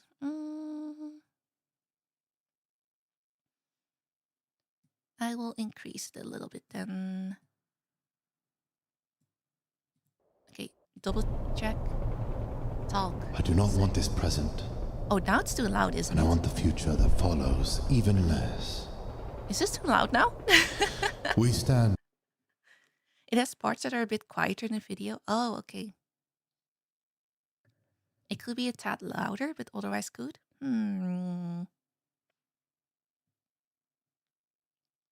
Too loud? Frick. Okay, wait. Against our own brothers and sisters, with our backs to the Eternity Gate. And this is not a battle we can win. Okay. A bit. What? sorry. Testing. Oh, that's. If you have ever wondered how you will die. Testing. Oh. Now you. I think it's still a little bit too loud, no? That's fine? Okay.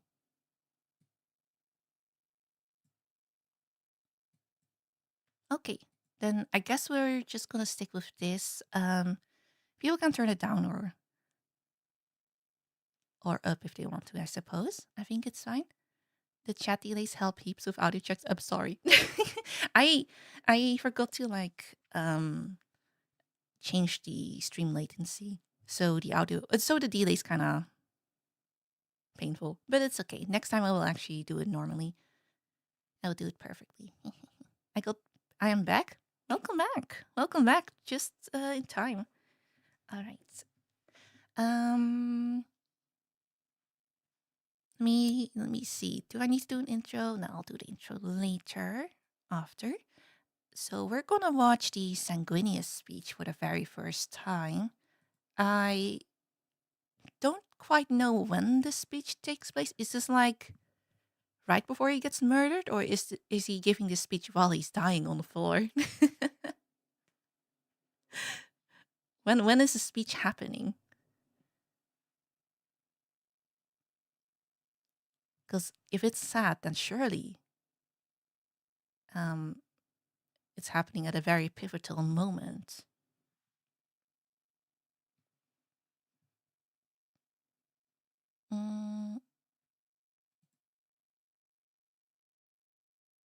Okay. At the very end, right before the final battle. This is him speaking to his men before the battle. Oh, the last speech before the battle. Oh, that's sad. Right at the end of heresy, a bit before his fight with Horus. Oh, okay, I see. Oh, one moment.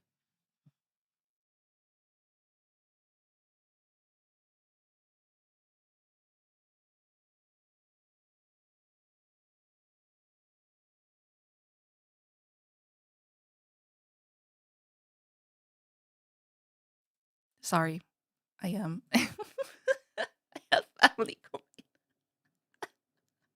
Oh god. Sorry, I'm cringing real bad now. Okay, funny story, real quick. My dad just came into my room, and I've never actually told my dad that I stream.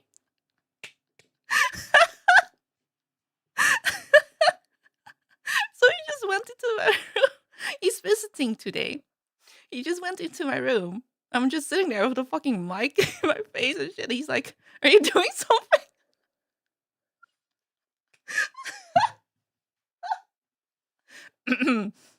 Well, it's okay. It's okay. It's no. I'm sorry. I need to die of secondhand embarrassment for a second.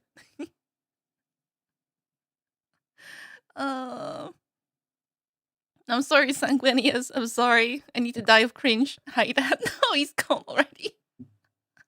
I need to die of cringe real quick.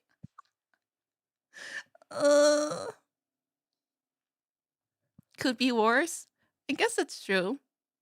I don't think he knows what VTubers are, though. Just talking online, Dad, I'm just talking to people online. It's fine. I'm gonna have to explain this. Darn. You could have been in the middle of recording ASMR. Oh yeah, that would have been that would have been way worse. I would just jump out of my window if that were the case. Your daughter is definitely not planning on overthrowing the government. Nobody would ever suspect that. I would never do that. Totally. Anyway, sorry. Sorry for the little intermission. So this is a speech that takes place before the fight, the final fight. Let's see. It's during the final battle, just before he goes off to fight Horus himself in his flagship. Oh, this is a door holding the civilians in the Emperor's palace itself. So is he talking to the civilians then? And to everyone there, I guess? The army. Poor thing. At least you didn't tell him you are making adult entertainment like some streamers. Okay, I would never say that. No. Say that you were playing a game with friends and need a mic. I have like a fancy ass mic nowadays. So it's just awkward. It's okay. I'll get over my cringe. It's okay. Anyway, serious moment. Sanguinius Speech. With voice acting apparently. It looks cool when we were testing the audio volume. Anyway, let's watch together. Let's go. It's so bright.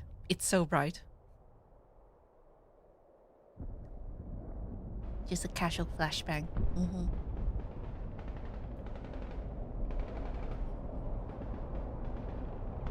I do not want to be here. His I do voice not is want very this nice. present. And I want the future that follows even less. We stand against our own brothers and sisters, with our backs to the Eternity Gate, and this is not a battle we can win. Oh, he knows they're losing then? If you have ever wondered how you will die, Oh. now you know. If you have ever wondered where your body will lie, now you know. Oh. You will be killed on the last war between hope and horror. Oh. Your body will lie here, unburied, staring up at a poisoned sky. Everyone's gonna die? Once the sanctum falls, terror falls with it. And I tell you, we cannot hold this wall. You can see it yourselves. They are too many. We are too few. We may last a week if we do the impossible. More likely, we will all be dead in 3 days. Oh. Perhaps That is my so words grim. surprise you or frighten you. But I will not lie. Not to you. Not to you who have come through 200 days of dread, 200 only days. to find yourselves here. Oh. I have looked into your faces and seen what this war has cost all of you. I have followed the flow of battles that each of you has survived to stand here on the final battlement. I see everything you have endured. Those stories written in the light of your eyes. Now the War Master offers you the lie of life, promising a mercy his forces are incapable of showing. If we will abandon this last war, and it falls to me here and now to tell you to stand against him one more time, to give everything you have, even your lives, if it will hold this rampart for another day, another hour, another second. That is what the moment demands of me, is it not? Oh. That I beg you to make one last sacrifice. No. Wait, this is actually sad. Wait. You guys were right. No, I will not ask it of you. No? Oh. You have already given everything. Oh. You've already done everything asked of you 100 times and more. You have suffered through a war of unimaginable darkness. One that has demanded more from you than any soldier in the history of our species has been forced to give. The fact that you still live, that you still fight. I cannot conceive of the courage and resilience it requires for you to face this town and look to the horizon with a rifle in your hands. Oh, those poor soldiers. Where Horus has offered only lies, I will offer you truth. Oh? Those of you that wish to run, run. No, we're gonna Leave stay this here. place. Not in shame at a duty undone, not in surrender to the traitor's forces, but with honor. Go, with my gratitude, for you have already given everything asked of you. He actually gives them that option. What right do I, does anyone, have to demand more? From you, who have endured harrowing beyond account, horror beyond measure. If you wish to fall back into the Sanctum Imperialis and spend the last hours of life with your children, then do so. Oh, with the family. Know that you go not only with my blessing, but with my envy. Oh, envy. If you wish to leave the wall and take your chances in the wasteland before the battle begins, then, in the Emperor's name, you have earned the right to try.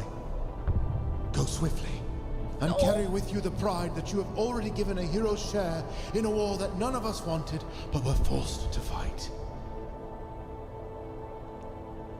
And if you wish for the truth, I will give it to you gladly, for you have earned that too. The truth? It shames me to admit, but I would abandon this wall if I could. Oh!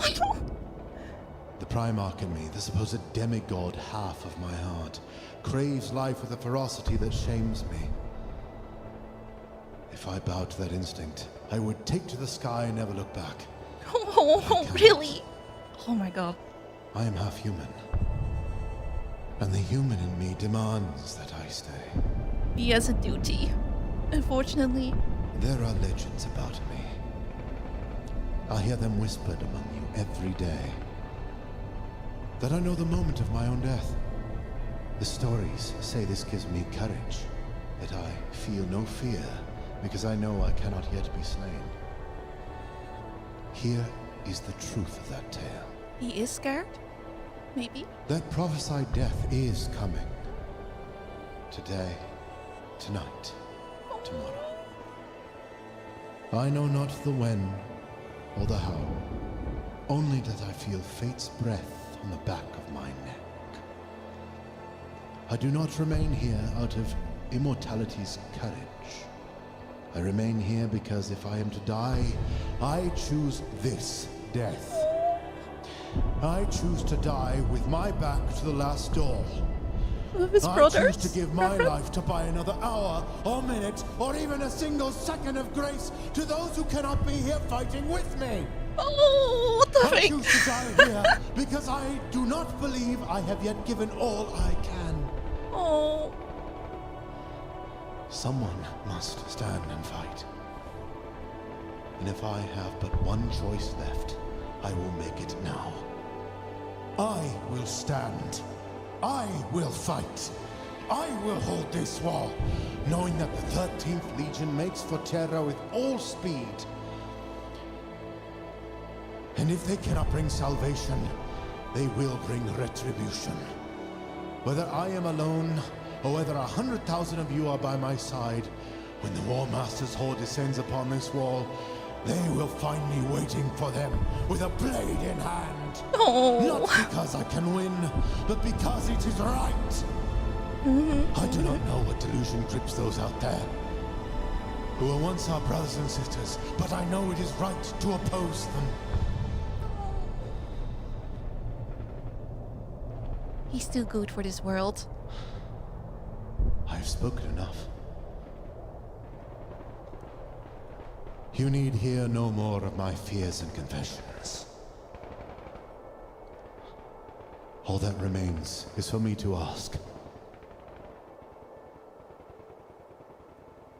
Will you run? No, I will stay.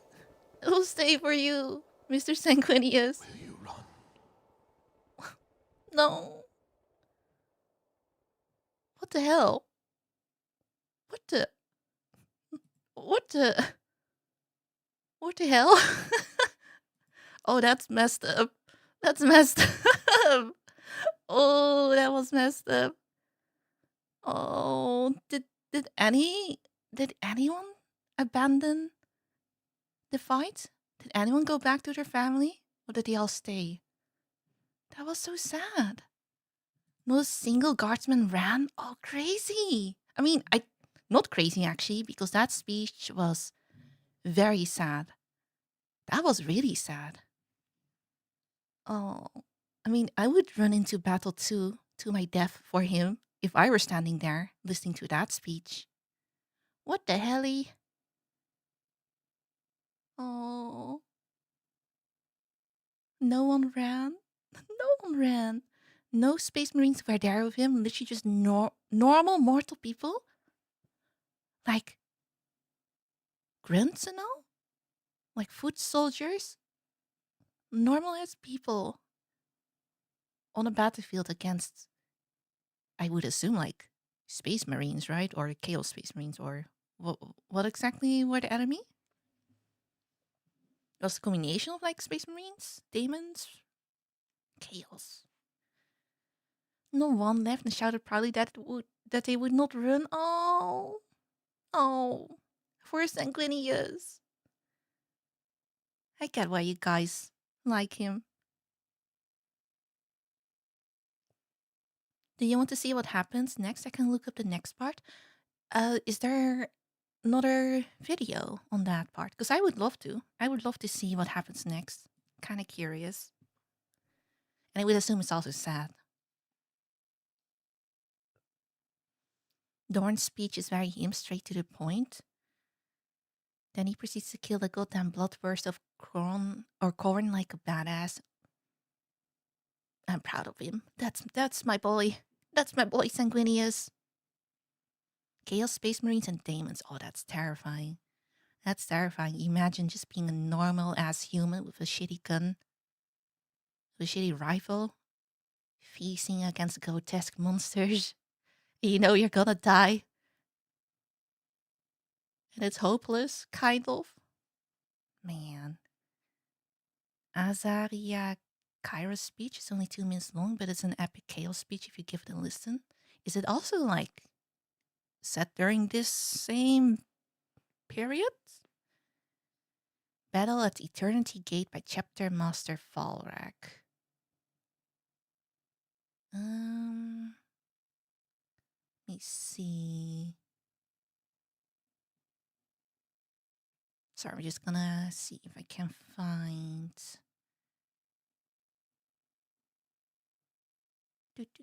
One moment. Let me quickly go here. Searching for some videos. Sanguinius versus Angron happens next. There's a little fan animation. Ooh. Oh! Versus the angry potato whose friends got left behind on the planet.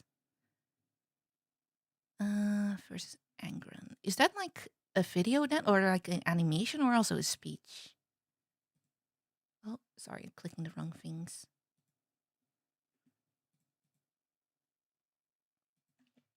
Sanguinius versus Angron. If YouTube would actually load for me, then I can also look it up. YouTube. Okay, there we go.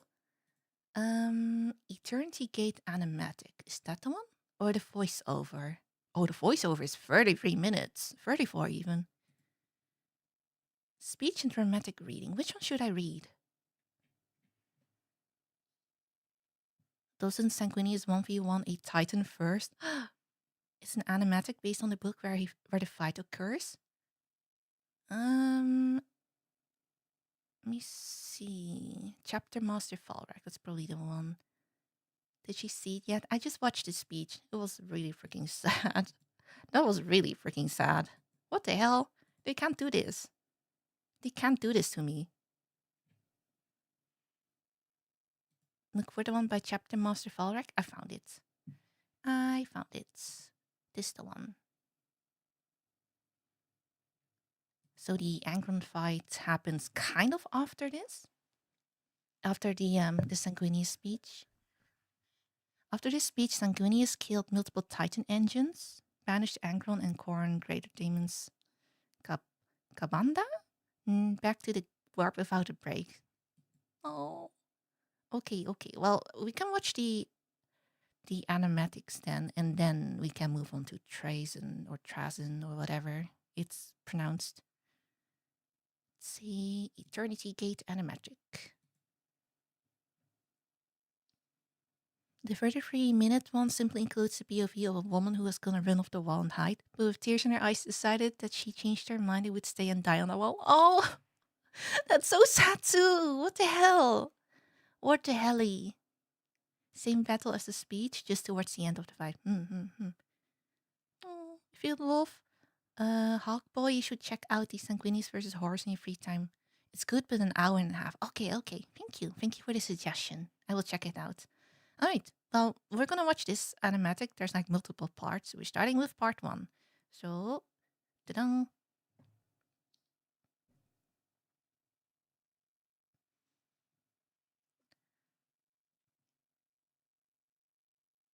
Ooh. Oh, wait. There's no music, is there? Or talking? Oh, is it just straight up animation? Oh, snap. Wait, Angron can fly? Oh, wait, no, he's basically like Damon now, isn't he? Oh, they're just flying. Oh, that is very well done, though. Oh, but I was kind of expecting some music. Unless. No, should have. Am I? It's muted. Sorry. It's muted, guys. That was not part. Okay, scratch that. Scratch that. All right. Let's see if there's something now. No dialogue?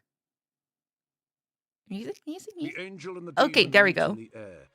The first impact of blade against blade is a metallic thundercrack, while their sons wage war below, fighting and dying in the shadows of their father's wings. The Lord of the Red Sands swings, but the angel is gone, twisting away, soaring higher. Angron beats his wings, giving chase. Sanguinius dives low, swooping towards the ground, and Angron follows. Volkite beams step up at them both, lancing the sky. They fly through detonations that blacken the angel's armor and darken his wings. Ooh. Closer he comes. Closer. Damn, look at him. The angel Scary. bears away with a grace Angron cannot hope to match. A spread of feathered wings arrests his dive, and a slash of straight silver rips across the demon's face. But He's that blind, doesn't kill him. His face broken by the silver sword.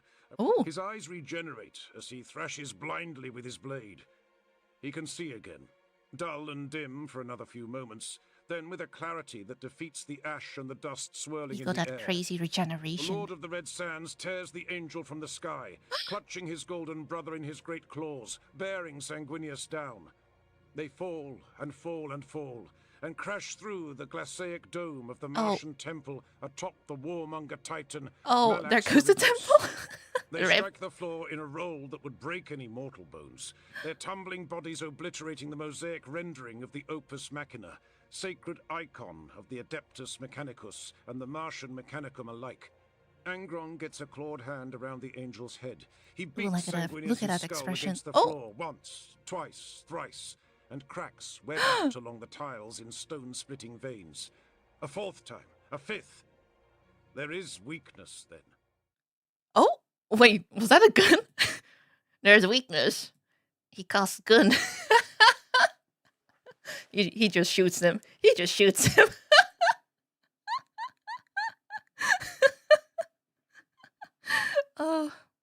Angron was banished, if I'm not mistaken, he said only angels fly.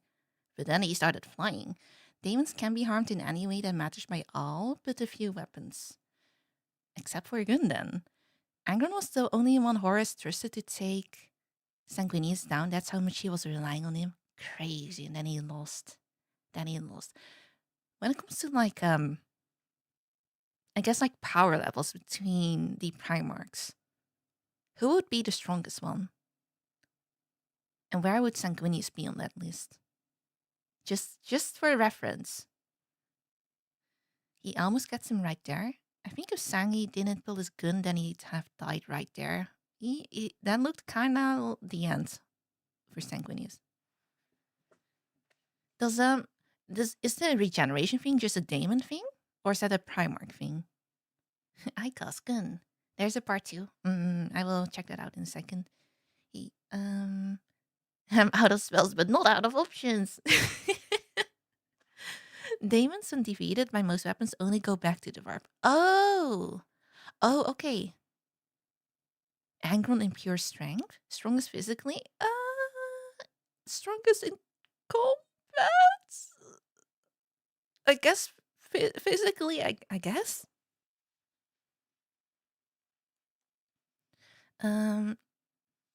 They come back if not killed by those certain weapons. Don't open the Primarch tier list discussion, never-ending debate. No, the power scaling discussion. Oh, okay. Angron's pure strength and rage, not so much on the tactics. In Chaosy fight, Sangi is top. Really? Oh, so Sangi is just strong as hell. The fight between him and Horus only went the way it did because of the Chaos Gods empowering Horus. Horus did fear Sanguinius more than any other loyalist. I see. Oh. Angron is the strongest physically, but not in other ways. Not in tactics, not in brain power. Top 5 in combat. A matchup between Lehman, Rus, Sanguinius, Fulgrim, Horus, and Magnus. Purely because of his psychic lethality. Hi Joey, hello, moshi. The short answer is probably Magnus because he can just warp magic himself to be as big or strong as he wants to be. Oh. Okay, that's cheating. Magic be cheating. Conrad managed to fight 2 Primarchs thanks to his future vision giving him an edge. Oh yeah, do you have the future vision? So sneaky. Okay, wait, let me grab the second video. Was there like... How many videos are there in total? Dun, dun, dun, dun. There is weakness, then. Again. Angron's grip slackens. His arm dissolves. The Lord of the Red Sands is thrown back as the angel rises. In Sanguinius's hands is a pistol, and the dregs of Angron's sentience recognize this as the melter weapon Infernus, a one-use thing of incineration. The angel casts it aside and takes wing, diving right at the demon, leading with his sword. Metal grinds, sparks spray, arcing out from I the assume it's meeting like blades. a special demon-killing gun? The 2 brothers are face to face. One of them a visage of bloodied human perfection, the other a construct of absolute inhumanity, rage made manifest. Die, I free you from this. Okay, I'm sorry, that face. Wait. What is that face? What is that expression?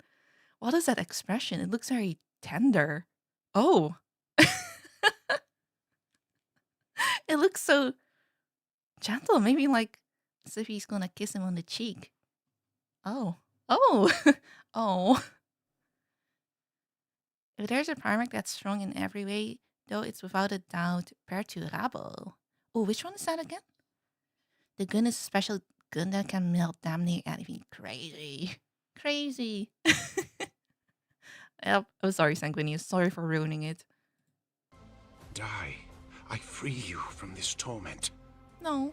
The demon is not dying. Sanguinius tears the said blade no. free and leaps upward, taking to the sky. Bleeding, laughing, the demon follows. Oh, new arm. The Lord of the Red Sands beats his wings harder. They race low to the ground, hardly an arm's reach above the heads of their warring sons, fast enough that their armies are an indistinct blur. Angron swings the black blade. He gouges earth. He sends blood angels and world eaters tumbling across the ground. Their bodies destroyed, their souls spilling into the warp's million waiting maws. Why did he do that? Sanguinius climbs, soars. Sanguinius weaves aside from the blinding slashes of las cannon beams, rolls away from the juddering passage of a Legion Stormbird. Oh, he's gonna get wrecked. Far less maneuverable, crashes into it, goes through it, tastes the flavor of those doomed souls as their craft comes apart around them. The billowing smoke cannot hide the light of the angel's soul. Angron is close. The demon gives a draconic roar. Angron's mouth is still open when the spear, hurled from the angel's left hand, strikes. Angron falls. But that's not gonna kill him. Angron hits the Royal Ascension with cratering force at the heart of the two warriors. Angron is the biggest crash out in 40k. Yeah, but he also has like what I consider a valid crash out. Because his friends, his brothers, his brethren got left behind in that one shitty planet. And he wanted to die with them. But Dad was like, no. He's a follower of Khorne, the blood god. Him constantly regenerating is taking warp energy, and to refuel, there must be killing and there must be blood. Okay, that makes sense. Cratering. Part 3. I assume this is the end. Do you know Angron's supposed to be an empath? A healer, right? I remember someone saying that before, and I was like, what the hell? That angry boy? If Angron didn't have the butcher's nail and the Emperor had actually helped him and his fellow slaves rather than teleport him away, I think he would have been on par with Sanguinius in sympathy because he was an empath, or supposed to be. Angron was always going to fall to chaos based on his start. He did get like a very, very bad start. A very bad run. Poor thing. What's really tragic here is that Sanguinius and Angron were one of the few who truly cared about each other. Oh. They were just brothers. Angron had every meaningful choice taken from him. Yeah, poor thing. Okay, wait. Let's watch the final one. Cratering force at the heart of the two warring legions. His impact kills almost 100 warriors on both sides. The lance comes free, slick with ichor pretending to be blood. Already the demon is reforming, reknitting. The angel descends with a silence that stinks of false righteousness. Oh, look at him. As though he were a creature too enlightened to feel rage. The brothers collide in the crater they made. Around them the battle for the Eternity Gate rages. The World Eaters are coming. The World Eaters and the Life Takers and the Bloodletters. Sanguinius senses them draw near, hears their howling. Sanguinius hacks and hacks and hacks as the snarls of chain axes and demon blades grow louder. It isn't enough. The angel launches away, a crack of his wings carrying him upward. Okay, I just noticed, but the art improved a lot for this one. Damn. Like, it's way more detailed now. The Lord of the Red Sands knows he can't catch Sanguinius in the sky. He scrambles for the fallen spear. He throws the spear. It rips through the air with a concussive drumbeat, breaking the sound barrier. The angel rolls aside with the grace of the Skyborn, dodging this streak of bladed intent. Damn, look at that face! Faster than the human eye can follow, the angel has caught his spear as it passed, rolled with the momentum, and now he casts it back to the ground with a cry of effort. Oh, no, you. And the force of a meteor hits him in the chest, He got throwing him down, reversed. pinning him to the warp-stained ground. For several unreal seconds, the Lord of the Red Sands is impaled in place, speared through the chest. He frees himself in time to see Sanguinius ascending, leaving him behind. His wounds close, but slower than before. The nails bite harder, despising his weakness. Angron turns his back on his brother, seeking the lesser blood angels in Legion Red. Oh, he's gonna wades kill through them? ending them, sending their bodies Ooh. flying back with heaving energy. swings of his soul-thirsty sword. Oh, is that it? Is there a fourth one? Reverse. Yeah, they need to make a Horus Heresy animation series. Wouldn't that be hella long?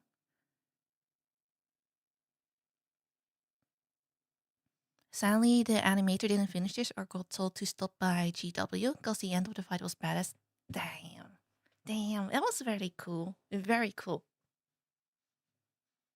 Very well done. Still waiting on part 4. Praise. Okay, let me hide this real quick. One moment. Let me quickly go here for a second while I pull up the next video that we can watch. That was sad though. And the two brothers cared about each other. Oh, that's so tragic. That's so tragic. Where's my slice of life story with two brothers just caring for each other, going through life? Wait, where's the Trazyn video? Trazyn the Infinite. Have you seen the Astartes fan animation? Funny thing, I watched it like a year ago when I didn't know anything about Warhammer and I didn't understand the context. It only looked cool to me. And I was just there like, all right, that's cool, chat. I don't know what I'm looking at. So I want to rewatch it. And this time, I have more information. I have more information this time. Let me click this one. I haven't met a human alive. Sorry, let me go to the start. There we go. Ta-da.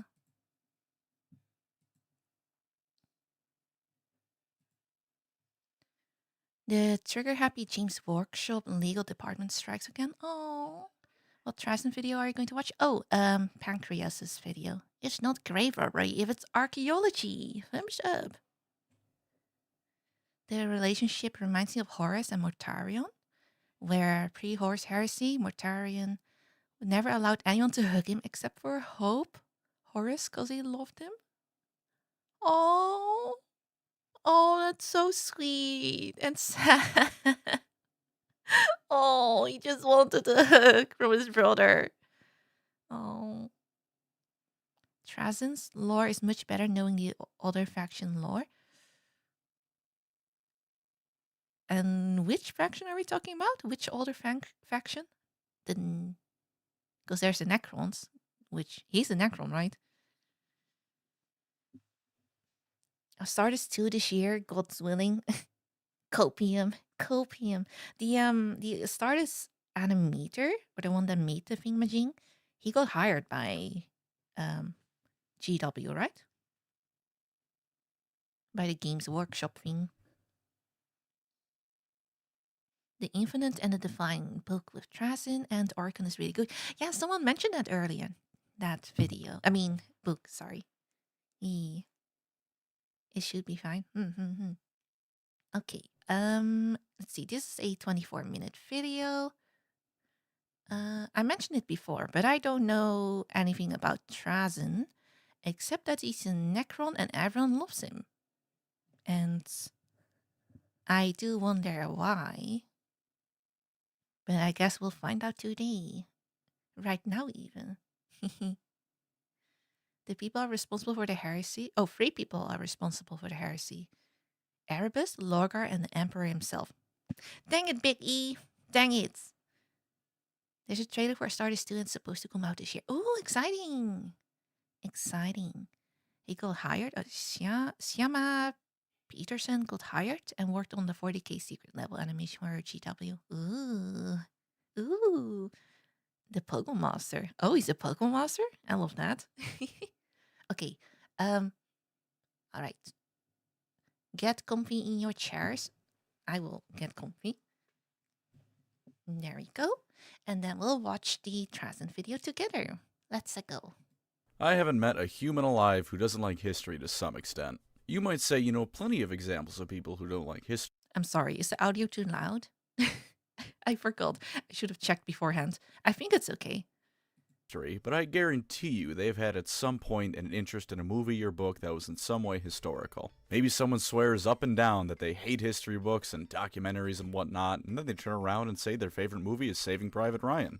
That seems pretty historical to me. But then again, I'm biased. I majored in history to teach it, as silly as that is looking back on it. Of course I'm going to say people like history. But I know someone who agrees with me. Trazyn the Infinite.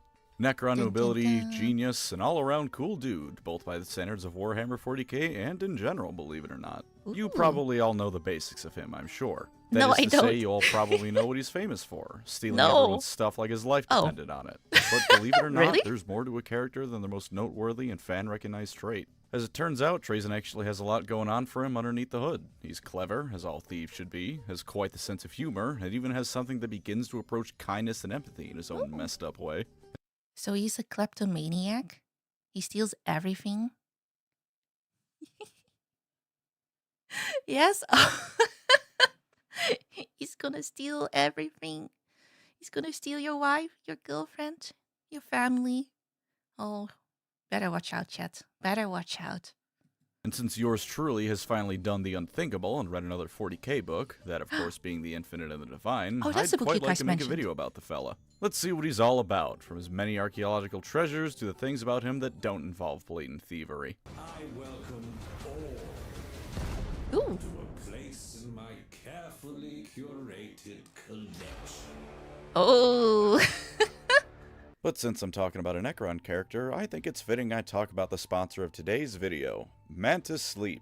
They've slept for 65 million years. They know bed rest is important. Mantis Sleep's job is a very simple, very important one. Making sleep better. Because if you sleep well, We your love life is sleeping going in to here. be better. You'll be healthier, happier, and all sorts of other positive adjectives. To help Sounds with like this, something they I make need. sleep masks and sleep aids. And as someone whose sleeping habits range from college student on finals week to eldritch gods slumbering for thousands of years straight, I will tell you straight up that I greatly appreciate their sleep masks. And these masks aren't made on the cheap. There's some quality stuff. You ever hear of a little something called silk? One of the softest, most luxurious my feeling God, things on the silk? planet? Yeah, they Crazy. got a mask made out of it. You can even get it in purple, so you get to feel like royalty and wear the color of royalty. Sleep like the Roman emperor you Trazyn? are. You deserve Try it. to But that's help hardly the only thing you Belisarius can get call from during Mantis Sleep. Volcadia. Want a weighted Oh. mask? Boom, there it is. Oh. That's the one I use, and it is a very nice thing to have. Or maybe you want to listen to something while you fall asleep, be it an That was a custodian guard.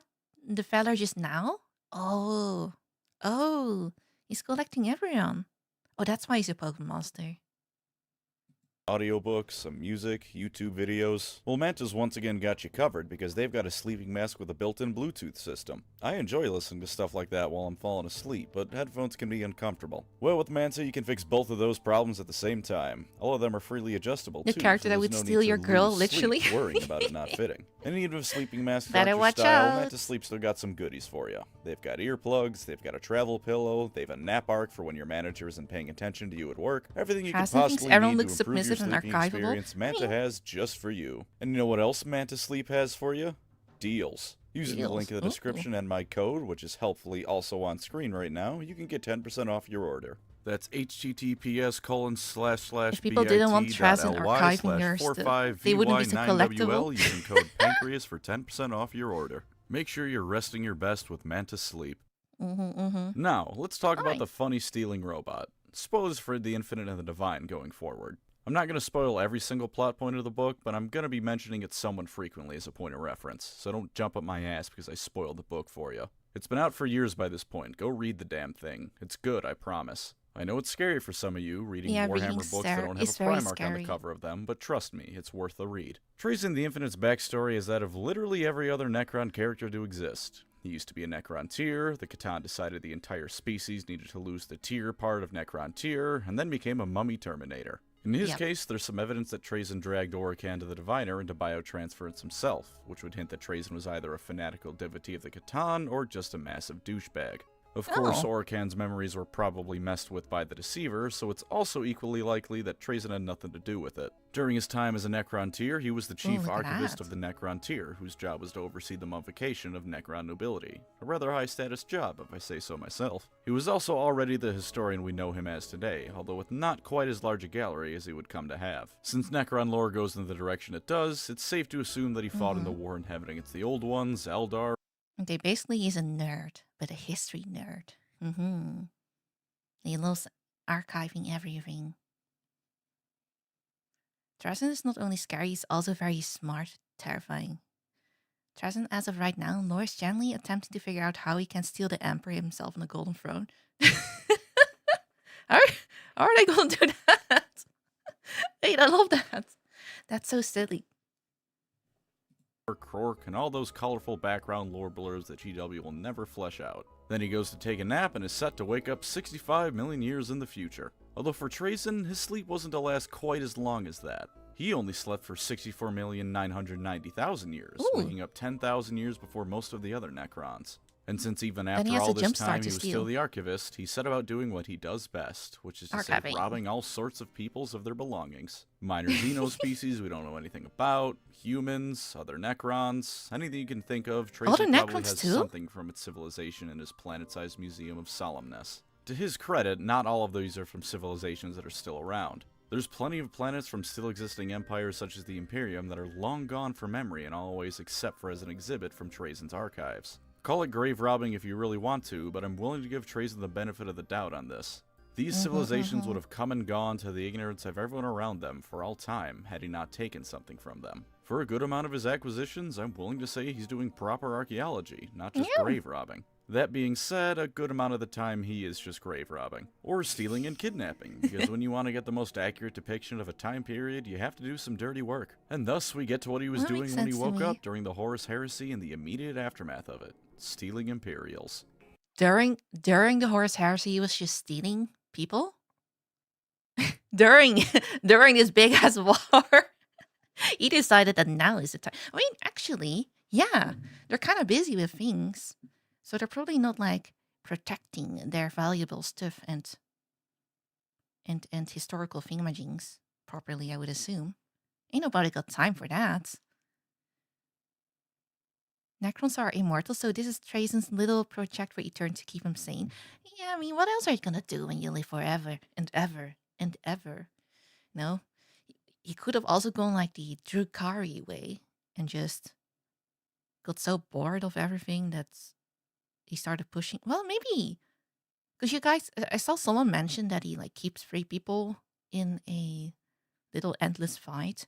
Maybe he's already going that direction of pushing it. Thunder Warrior next to Creed. Oh. Trazyn is banned from a lot of dynasties. He's a complete menace to society, and we love him for it. He's like a little gremlin. A little gremlin. Insert Dora Swiper meme as you please. Love that. He has replicas of several of the major battles of the Horus Heresy. Having woken up before just about every other major Necron, replicas. he had the chance to witness it go off in a way no one else quite did. An outside observer to mankind collectively shitting itself thanks to Horus's little temper tantrum, he knew a chance to get some good historical dioramas when he saw it. So he started collecting Space Marines. A lot of Space Marines. Enough that they'll become relevant later on. He collected more than just that, of course, like Custodians and Thunder Warriors. Also, something I find absolutely amazing is that Trazyn said he found the Imperium to be rather boring. It was all Emperor this, Emperor that. Great scene. Maybe this isn't the best way to word it, but it felt like someone at GW actually understood that perhaps the Imperium isn't the only thing about the setting worth giving a damn about. Of course, immediately after this, Trazyn thinks to himself about how the Horus Heresy was just amazing and full of drama and the coolest thing ever, so it wasn't the perfect scene, but at least I'm kind of like imagining him just sitting there with popcorn, watching the whole thing unfold. Sometimes getting off his chair and like yoinking someone when he can. But he's just like, he's just like us, guys. Trazyn is just like us. And I mean, I bet you guys would also steal if you could, right? Maybe, perchance. GW managed to hold themselves back from stroking themselves off to completion. Or it Oh. was just too late to remove the line and they shot the guy who called the Imperium boring in an official 40k book. Could be either, really. Oh, and he also claims that he knew Gilliman and was friends with him. He told Cato Sicarius this to his face. Was he now, actually this a is friend? Trazyn. He could be lying, or he could be stretching the truth. Or he could be telling the complete truth to a space marine who would naturally assume he's full of it. Until him and G-Man interact in modern 40k, we probably won't ever know. Probably after Trazyn realizes an awake demigod is a lot more interesting an exhibit than a sleeping one, and goes to acquire more museum pieces, as it were. One of the most interesting things he tried to find was this artifact called the Astrarium Mysterios. What exactly it is I won't say, so you can find it out in the Infinite and the Divine for yourself, but he raids an What? Eldar Maiden world to get at it. The Exodites Oh. naturally do not approve of this, but the Exodites exist to lose so other factions can do cool stuff, and that's Oh. pretty much what happens. They at Oh. least managed to take out a decent portion of the force he brought with him, so they didn't just get wiped en masse like with Eldritch Omens. Or maybe I'm just not as bitter this time because it was another Xeno faction wiping the Exodites out rather than Chaos or the Imperium. This plays into the long-standing feud he has with Orican, who also very much wanted the Astrarium. This wasn't the cause of it though. They've been arguing since before they were metal men, and now that they are, all it means is that when they get angry, they can dent the floorboards around them by accident when they go at it. Trazyn didn't quite grasp the full extent of what the Astrarium was after Orican stole it, at least not initially. Even He just knew it was shiny and valuable, and if someone else wants it, it's probably worth something. That means he should yoink it. So this is the first time I'm watching like a Pancreas video. I don't really know much about him, but I saw someone mention that he's a Eldar player. The freaky space elves. I see salty Eldar player. Is that a common thing amongst Eldar players? Being salty? What is there to be salty about? He also has his wine cellar, generally, not an exaggeration. Doesn't even drink it, but he actually has one. I mean, you gotta have one of everything, right? Maybe he's collecting wine. You know what? I bet he's just collecting wine.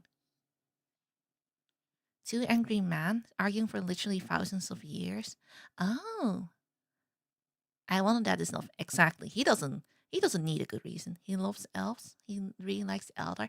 I mean, I think like the idea is cool, the concept, but they are horrible. But you know, conceptually, I think they're pretty cool.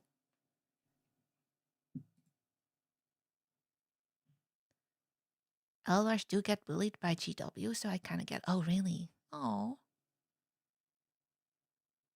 throughout the first few chapters of The Infinite and the Divine, as he learns more about it, he assumed he was dealing with a replica of the real thing, though given how rabidly Orican pursued it, he caught on pretty quickly it was the real deal. What follows is essentially an entire book about an old married couple bickering back and forth amongst each other. Only the married couple is a pair of Necron lords who could each level a star system in their own unique ways. Without too much spoiling, this book shows just how damn clever Trazyn is.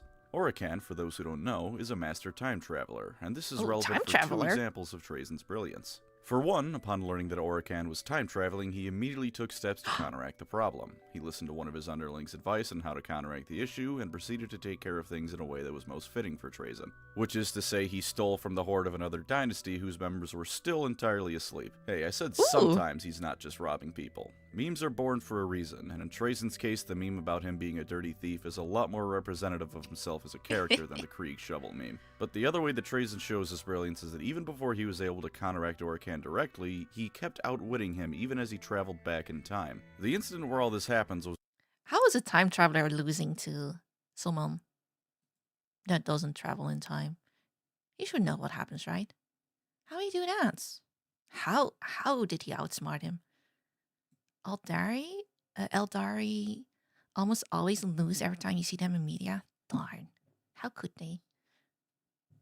The entirety of Infinite and Divine is literally two exceptionally petty and bitter old men bickering for tens of thousands of years over a MacGuffin. It's incredible.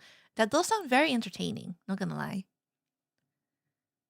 And, okay, don't spoil it, but maybe they're just friends. You know, maybe they just enjoy bickering together. It's like a rivalry where, you know, they kind of care for each other, but not really. They're like frenemies. Frenemies. Trazyn's just that good and a massive troll. By outsmarting him, how the hell do you outsmart a time traveler? Crazy. Crazy. And Trazyn and Orican were put on trial by a Necron council. They were a sort of interim government that existed before the Necrons would fully awake 10,000 years from then, designed to keep the peace between those who had awoken early for one reason or another, and generally make sure the Necrons weren't all killing each other for stupid blood feud reasons. Necrons being perhaps the most infighting-prone faction in 40k short of the Orcs and Chaos, this council is not without merit. Orican was trying to frame Trazyn as being the one completely at fault, and despite being able to not only completely redo the conversation, but also go back far enough to have a different Necron noble oversee proceedings each time, he couldn't get Trazyn to take the blame. In case the meaning of that went over your head, let me rephrase it just a bit. Despite having the power of infinite do-overs and the ability to basically pick whoever he wanted to be his judge, Orican could not outwit Trazyn here. Oh, what a potato. So yeah, he's a smart guy, both in his ability to admit when he isn't up to snuff yet, and in just general cleverness. After that, the book follows Trazyn and Orican as they attempt to outwit each other and claim the Astrarium and the secrets it leads to which I will spoil little of. We do get to see Trazyn frequently pull off the slyest trick of his sleeve, however, which is his body-hopping ability. Ooh. Trazyn can very conveniently decide that a given Necron is actually himself, taking over them and turning them into a new body for himself. He can do it to all sorts of different Necron types as well. Off the top of my head, I don't believe he ever did it to a basic Necron warrior, but that could very well just be because he didn't want to stoop that low. He's still a Necron lord after all, the pinnacle of arrogance in this setting short of Prince Uriel. His mastery of the living metal that makes Necrons up also lets him... Damn, he's hour farming. Look at him sitting like that. Oh my god, sir. They're roommates, and they were roommates. There is a point in the book where they're forced to play nice with one another, and it showed they do have a very begrudging respect for one another. I knew it. I knew it. You could listen to how they interact on the Paradise world, where when Trazyn flexes on Orican about having a stained window which mysteriously breaks. Mysteriously, huh? The manspread, he knows he's the boss. He's manspreading. He is manspreading. Oh my god. But it's okay. He's cool. That's official Trazyn art. Ooh. Actual official art? Look at that. Crazy. Okay, I keep saying Trazyn, but it's Trazyn, right?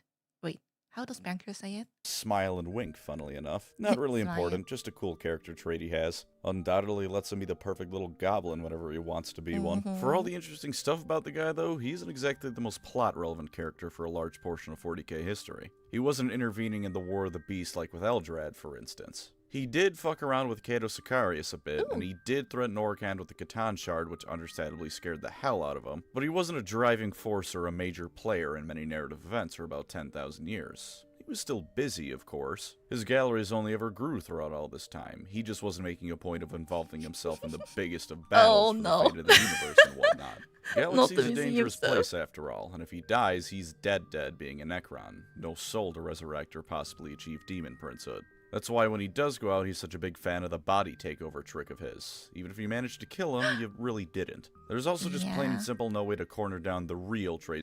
Wait, question about the body takeover thing. Is it just that he's transferring his consciousness into another metal body, someone else's body? If someone destroys that body, does he like get sent back to his original body, or is that just his body now forever and ever? It's whatever pronunciation Warhammer is kinda pronunciation in Warhammer is kinda strange. Oh, it's so confusing. Like Zinj too. I'm like, how the hell do you pronounce that? Why is it pronounced like Zinj or something like that? You killed one of me, but have you killed all of me?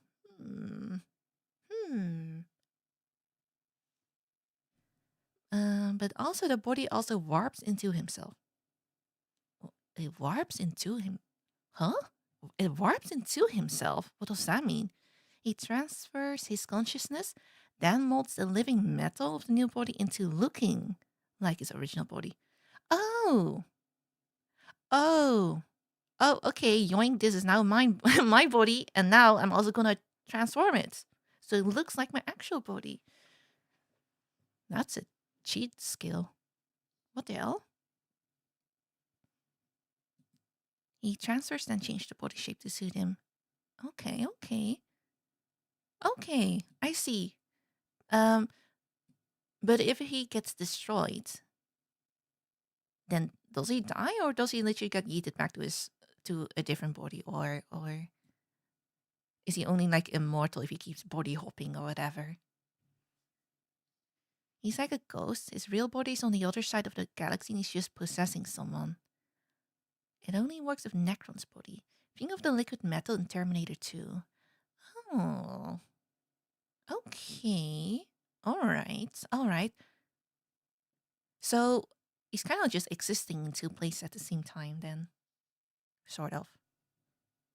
Body hop again. He's crazy. How does he have that power? What the hell? How does the other dude have time traveling powers? Is that just normal Necron stuff, or do they have like some kind of ancient relic that enables them to do that stuff? He turns another Necron into a clone of himself and then puts his consciousness into it. Okay. It's sort of like how Lucius the Eternal gets killed and the person slowly turns into him until he takes it over, and the person who kills him becomes a new soul in his armor. Oh, alright. If you think about it, though, he helps Necron soldiers out because if he dies in their body, he frees that old... Oh, yeah, they kind of wanna... Oh, wait, I never... Oh. Oh, oh, I see. Wait, I see. Trazyn summons like 5 of himself in the end of the book, and Orkan looks on and says, I've had a nightmare of this once. His worst nightmare, multiple Trazyns. Oh. Orkan is a chronomancer who are Necron scientists that control time, and he's the best of the chronomancers in the setting. Necrons are known for being able to do anything as long as it doesn't involve the warp, because they're just that smart, huh? Remember the war in heaven? Necrons use stars as ammo. They have access to insane tech. But is that just purely because of how smart they were? Having access to that tech. They are literal masters of science. Not a single piece of warp magic. It's pure science. Okay, I see. So it's just time traveling. Purely with science. No magic mumbo jumbo. Considering Necrons have weapons capable of causing a star to supernova, taking over the body of lesser Necrons is tame by comparison. And time traveling too, yeah. Hi, Sprinkles. Hello. Okay, let's continue.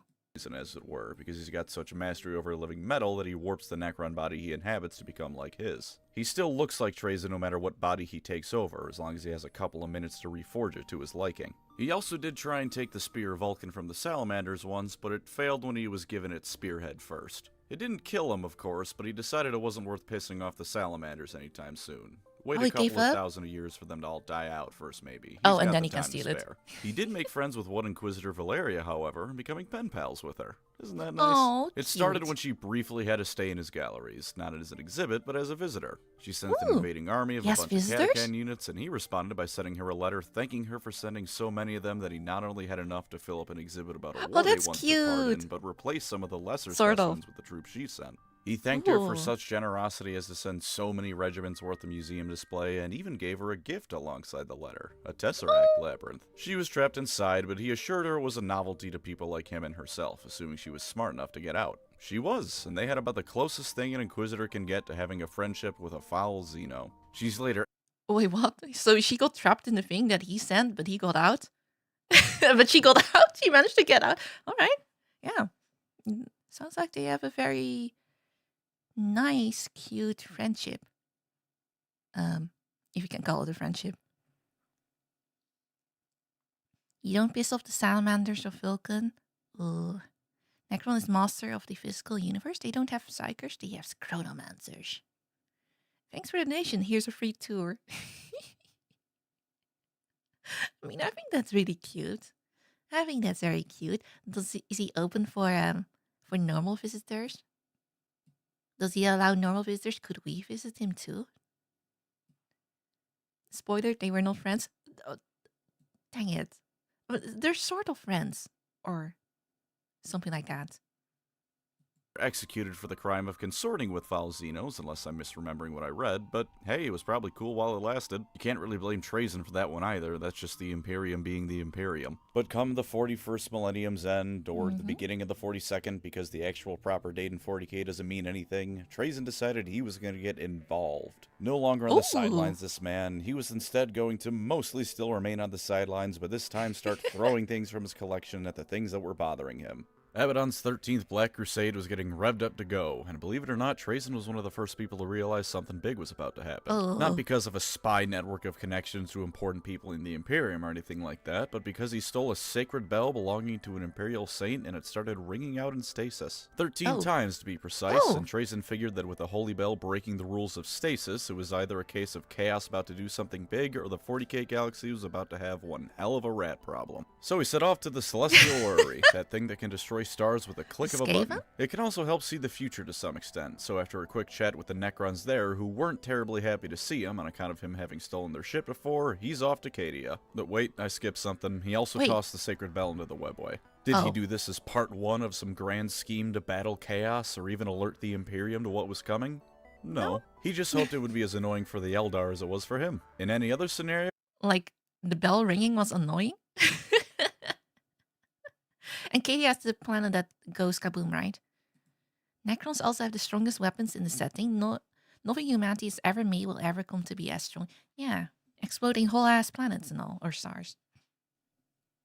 This bell is annoying, you can have it. I don't want it here. I don't want it here anymore. It's your problem now. He absolutely invites people to his museum. Okay, but people can't leave, right? Is that it? Once we go in, we don't get to leave anymore. We become part of the museum. He wants to see what will happen, so he did it. I mean, truly a scientist. Have you ever heard a giant bell ring? It sucks. I mean, yeah, I've heard like church bells ring and stuff like that.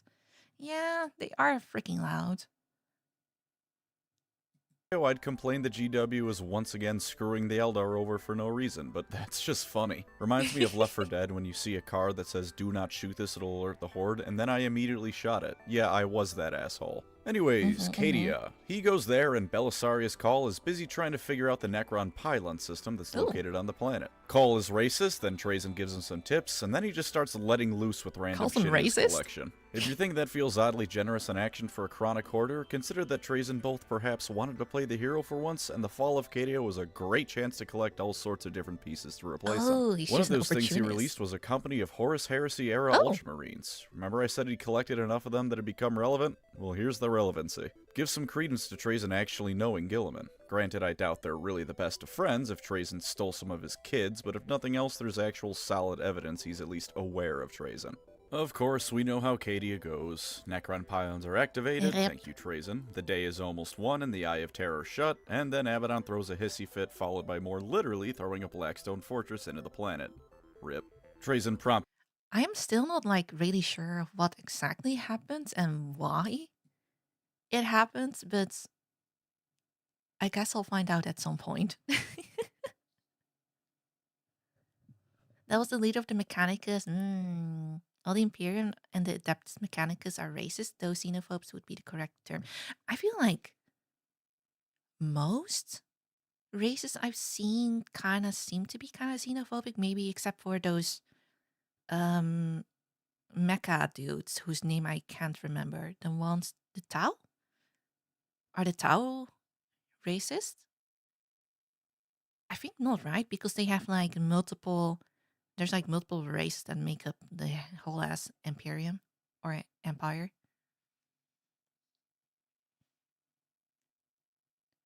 The image you just paused on is from a show called Hammer and Bolter. Ooh, I see. Cal's not the leader of the Mechanicus highest ranked model you can run in the tabletop. Close enough. The Tau. Yeah. They're complicated, so... sort of not xenophobic? Crackduck has a good video on Fall of Cadia. Okay. I will have to put that on my list then. They have a caste system, so yeah, a little racist. Just a little less racist, you know? Maybe racist in a different way. Don't worry too much. Basically, the Chaos Marines want to knock over the guard post to the warp, succeed and else. And now the galaxy split in two. And also Cadia blew up. Just normal things. Just normal things. I will look into that video. Maybe you can watch it next time.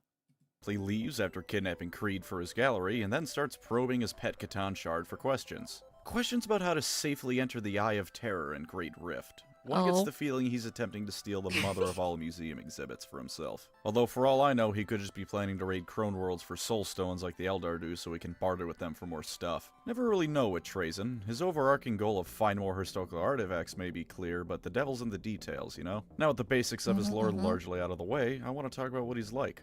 Obviously, he's a bit of a kleptomaniac, but in many ways, he's actually quite the kind and introspective fellow. This, of course, comes with the qualifier that he's an asshole and has done pretty horrid stuff, but this is 40k. That's everyone. So, putting that aside, let's talk about how he's not too bad. For one, his interactions with Inquisitor Valeria. Trapping someone in a prison cube may not sound like the kindest thing, but keep in mind that she started at first by having an army invade his house. And if there's anyone who'd be able to reliably escape something like that in the Imperium, it'd be a member of the Ordo Xenos. Aside from that, him bothering to show up at Cadia at all shows he's willing to make nice with others. He worked with Paul and released who knows how much of his collection onto the battlefield to try and make sure the Imperium won the day. Even taking Creed wasn't that bad, all things considered. Yeah, it's a bit fucked up, but Creed's other option was to die on Cadia and have his soul torn apart by demons. Compared to that, Trazyn's museum is a kindness. And in fact, there's some evidence that the people in Trazyn's museum aren't aware of time passing, so it's not like they're just being tortured for all eternity. The Hammer and Bolter short about him and Solemnus shows that the Dark Eldar and Chaos Marines inside the little dimensional pocket he trapped them in aren't aware of loops. With that in mind, I don't think it's a stretch to say other people in his exhibits are aware they're even frozen in time. That's not to say he's never done something like that. He has a Death Watch team and a band of orcs positioned right across from each other that are fully aware of the other's presence. If he wants to, he can make sure you're fully aware of the passage of time, full on I have no mouth and I must scream style. But I don't think there's reason to believe that's the case with everyone in his museum. He's also... So, we could just be very comfy in his museum. If we don't, for some reason, piss him off, maybe. You know what? It sounds like he does take good care of his exhibition objects. As far as I remember, Trazyn has a Mechanicus friend and also a human servant, though that says servant has a mind scarab attached to it. Oh, so he's getting brainwashed or something like that? Just a little trolling here and there. Just, you know, some funny tee haha things. It's funny. There is an Adeptus Mechanicus priest who Trazyn keeps as his bestie, whom he allows to dissect Tyranids and send info to the other members of the Adeptus Mechanicus. Oh. So he is helping with, he's helping them out then. I'll go for today. No worries, don't apologize. Bye-bye, Geeker. Trazyn is probably the kindest Necron there is. Are they, like, generally all assholes? I mean, I know, like, most people seem to kind of be an asshole in the Warhammer 40k universe. But are they, like, you know, some factions seem to be just, like, murderers that just kill left and right constantly. But I can't quite tell if the Necrons are like that too.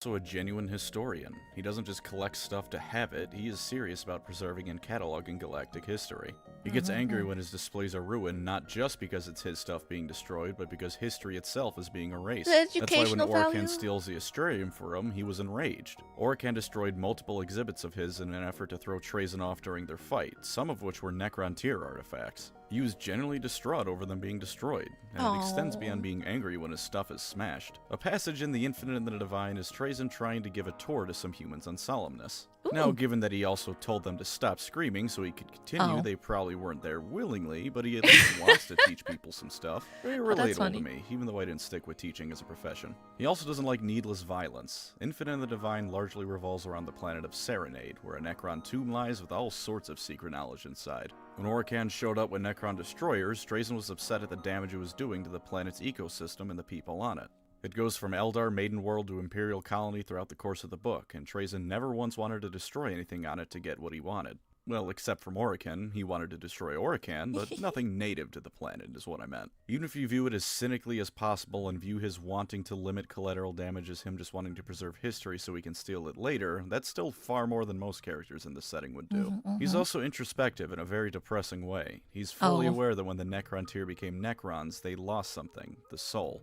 And he laments that no longer can the Necrons do things like truly appreciate music or create new art. That's part of why he's so dedicated to preserving history. It's both out of a genuine desire to preserve what's come and gone, as well as his way of coping with what's been lost. Speaking of his history museum, I was originally going to Wait, so do the Necrons, like, not feel any joy at all, then?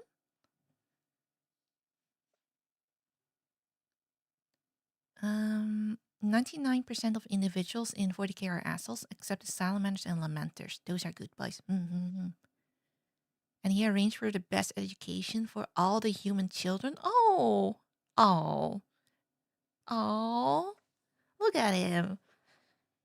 Look at this cool thing I found. He just wants to share his cool objects. Like, I got this shiny rock. Please look at it. Please perceive. Most Necrons aren't the best. Exceptions do exist, but they're just that. Oh, okay. Trazyn really appreciates human culture, which is why he left the human populace alone when he was on that planet. Ooh, okay, he's just a human weeb, maybe. A little bit. They have no souls, so they can't. Okay, so no enjoyment. Okay. They emulate emotion. They feel fake emotions. Oh. Okay. So he doesn't even feel joy when, like, stealing shit then. Darn. He can show it, but he don't really feel it. Oh,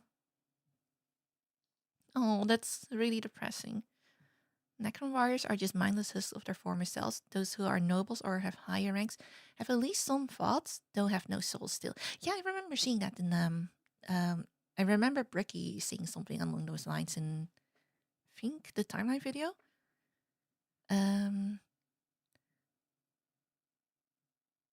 He helped during the fall of Cadia. Trazyn actively helped out only with the pillars, but he brought a small squadron of Ultramarines he had in stasis since the Horus Heresy. Ah. That was just his army to help. Cap the video off with a list of stuff Trazyn stole for his exhibits, but to be honest, I think that'd just be a waste of time. If you really want to know, it's not hard to look it up. Just use the Warhammer Wiki or 1d4chan for the highlights. I'll tell you my personal favorite thing in there, though. A tyrannid swarm of quite humorous extent. You want to know what he did with it? Unleashed on the Phalanx to disable it. Sure, this is non-canon and only happens in Battlefleet Gothic's 2 Necron campaign, but I just love the mental imagery of that. What the hell constitutes a tyrannid swarm of quite humorous extent? That's an exact quote, by the way. Is it an entire hive fleet? Because he captured one of those once, it's not out of the question. Alternatively, is it just like 5 of them and he was forcing the Phalanx to play Alien Isolation in real life? Whatever the case, it worked and it was funny. Let's see if he's any good on tabletop. For lore positives, Trazyn gives you the chance to fight for something a bit different by 40k standards. Usually it's for the glory of the Emperor / the Dark Gods, or for survival, or for any number of grand reasons. Trazyn, meanwhile, just wants to burglarize your house. Perhaps not the grandest motivation by comparison, but history is important, and it's a breath of fresh air as far as I'm concerned. He's also one of the more morally good Necron characters, so if that means anything to you, then he's a good choice to field as well. He's also just a silly little guy, so if you want to imagine your army laughing at the enemies all day long, make sure to grab him. Sure, the average Necron warrior won't be laughing, but the leadership will be. For tabletop positives, he's actually surprisingly solid in melee for a historian. His Empathic Obliterator deals D3 wounds, and with the 2+ to hit and AP -1, he's at the very least going to be causing some damage. But if you kill a character with it, all enemy units within 6 inches of him take D3 mortal wounds. If you're fighting against a horde army and the enemy messes up their positioning, Trazyn's going to make him regret it. He's also pretty tanky, with a 3-up save, 4-up invulnerable save, and 6 wounds. I would actually visit his museum if he asked. I would go. I would be like, sure. And if he puts me in an exhibit, and that's okay. That's also okay. You know what? I'm fine with that. I'm fine with that, okay? And my suffering. Oh. Not the tankiest in the game by any means, but it'll at least ensure that it'll take some concentrated firepower to bring him down. Of course, as you might have guessed from his lore, he can also take over bodies. When he's killed, you roll a dice. On a 2 or higher, you replace an existing character with Trazyn, who comes back with 3 wounds remaining. No rules that happen when a model is destroyed are triggered either. This is not only funny, but can ensure you get a bit more use out of another character who's also on death's door, since Trazyn always comes back with 3 wounds. He also reduces damage by 1 if he's your warlord. Not amazing, but helpful. Aside from that, he makes it a little bit cheaper to use the Dynastic Heirloom stratagem, and buffs the movement of nearby Necron core units by a little bit. I don't know anything about the battles, but thumbs up, sounded good. His differing attitudes from 40k characters can be a bit disappointing. For instance, most every Space Marine is going to go down fighting, whereas Trazyn is going to leg it if things aren't looking too hot. I think it's a positive, but if you want the classic 40k go down fighting attitude, you won't get it with him. Really, if you don't like clever characters, you won't like Trazyn. Maybe clever isn't the best word for it.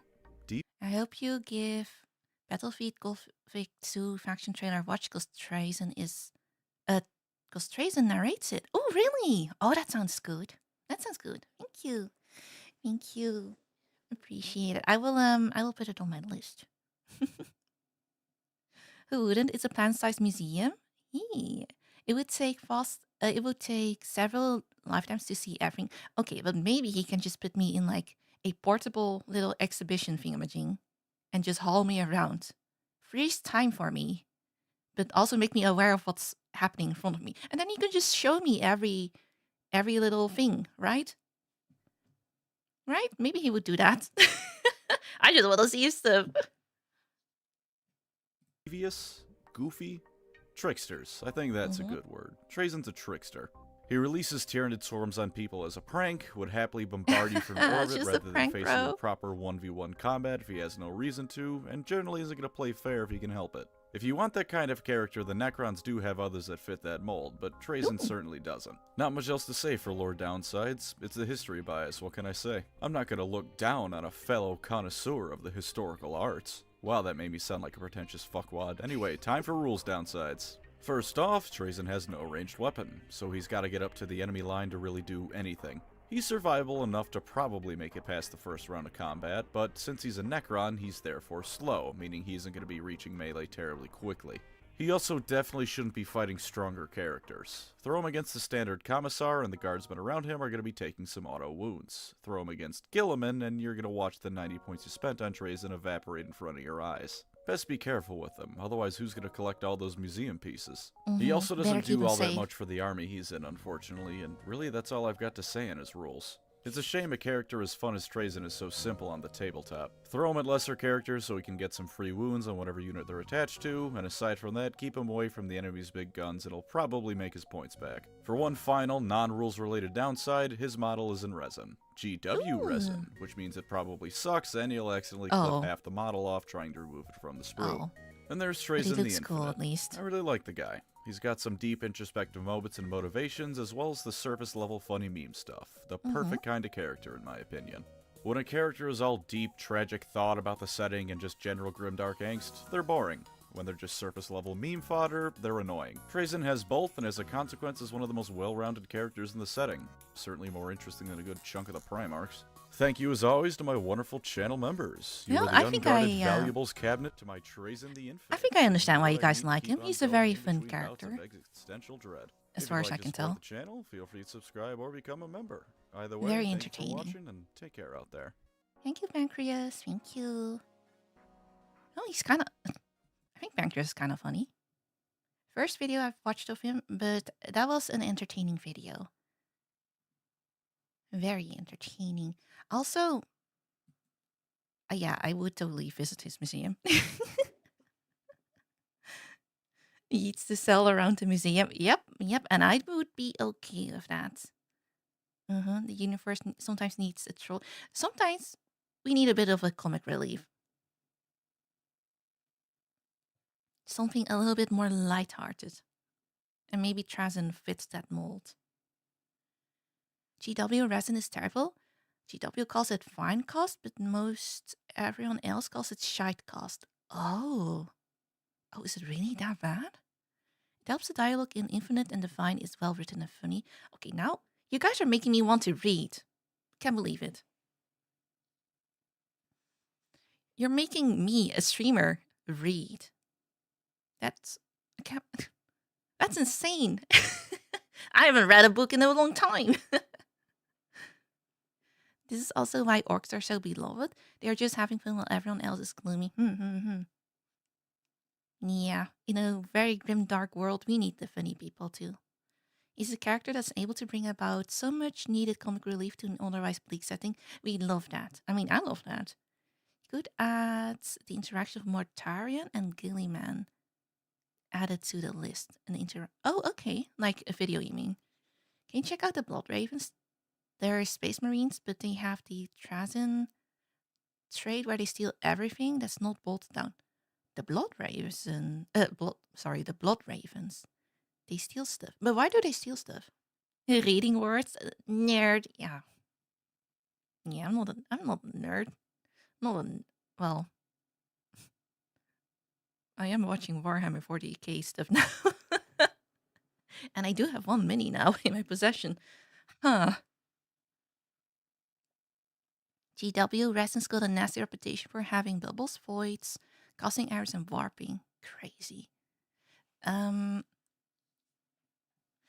Are there like other types of resin then that are in those that are around for official minis? Sorry, let me go here. Let me put some music back on, so it's not deathly quiet while we. Sorry. Why is the chat thing showing up again? Sorry. There we go.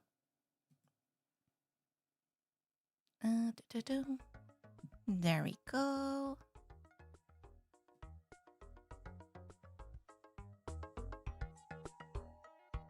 Because they're thieves? And that's it? And that's the whole ass reason? You've got a mini. I got a Nurgling. I got Nurglings. And my friends are judging me for it. They are judging me for picking Nurglings as my first mini. But that's okay. I think they're funny. I like the funny stuff. I like the gremlins. Maybe that's also why I like Trazyn.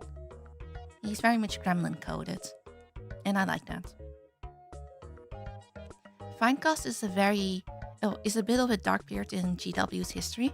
They used their existing metal molds, but cast them in resin. This resulted in some pretty poor ass minis, and it's only gotten worse. Oh.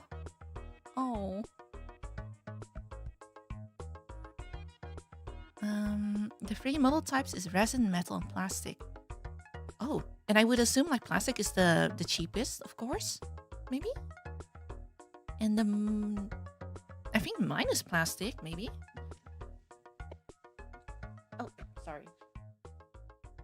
Just dropped something. Does it say on the package? Let me see. Plastic.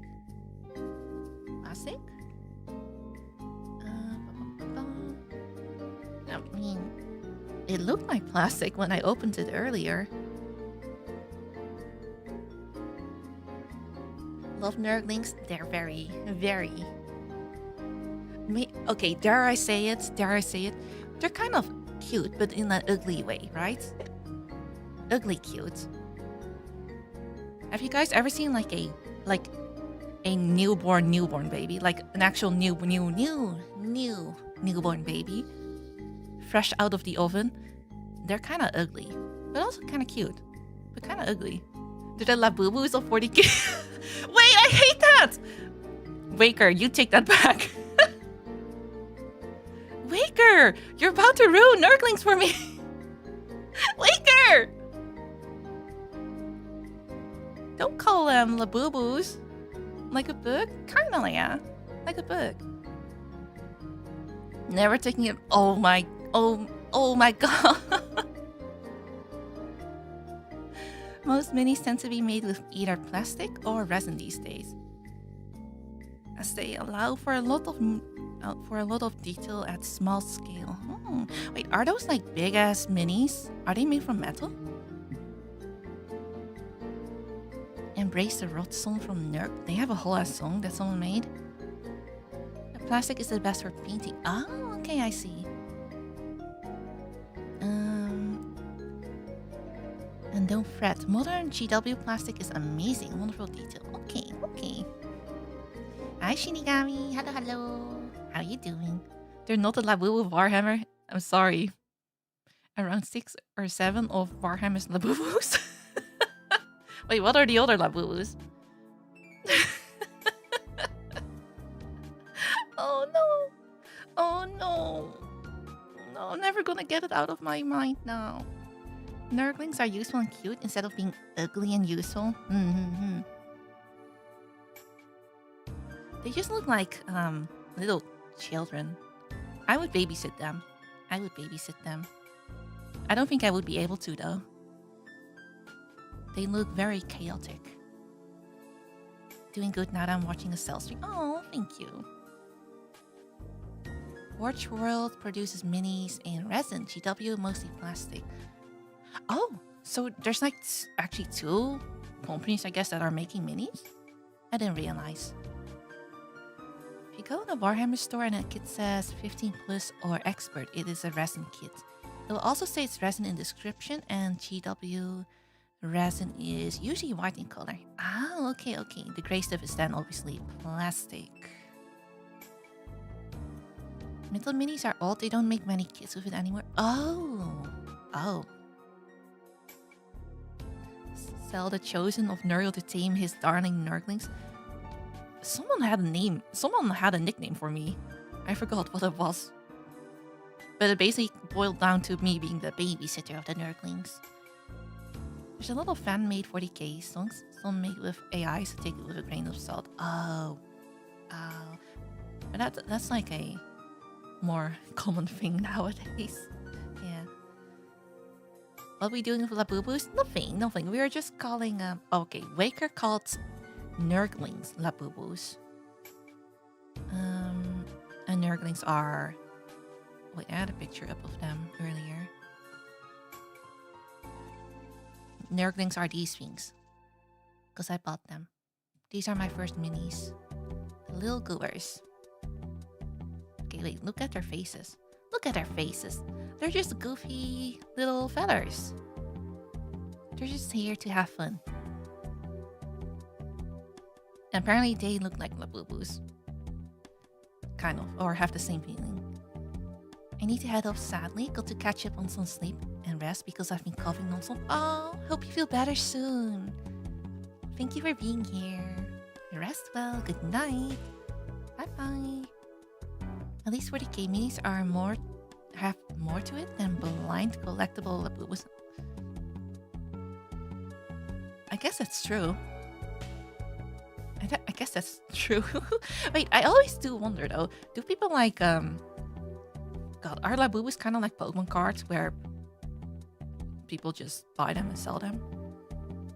Or are they not like that valuable? I don't have a Labubu, so I don't know. If there's a vote, I would vote for a quick Nurgle song. What was the name of the Nurgle song again? Painting Stream When. I kind of need to like set up my desk for it, I think. I've done like hand cam streams before where I made, for example, like gunplas or was working on a gunpla and other crafty things, but I'm always in fear of knocking over my phone. So I kind of need to like get something sturdy to hold my phone and all that doesn't just easily fall over if I accidentally touch it or anything like that. Embrace the rot? Okay, embrace the rot. Some Labubus go for thousands of dollars, so they are like Pokemon cards. They are like Pokemon cards. Crazy. They go up in value, then someone will buy them to sell. I guess that happens with everything, yeah. Damn, even with the freaking Labubus. Let's see. The Rots and Praise. The Rots. A Warhammer 40k inspired or Nurgle inspired song. It's a 3-minute song. We can put it on. One moment. Ba-ba-ba-bang.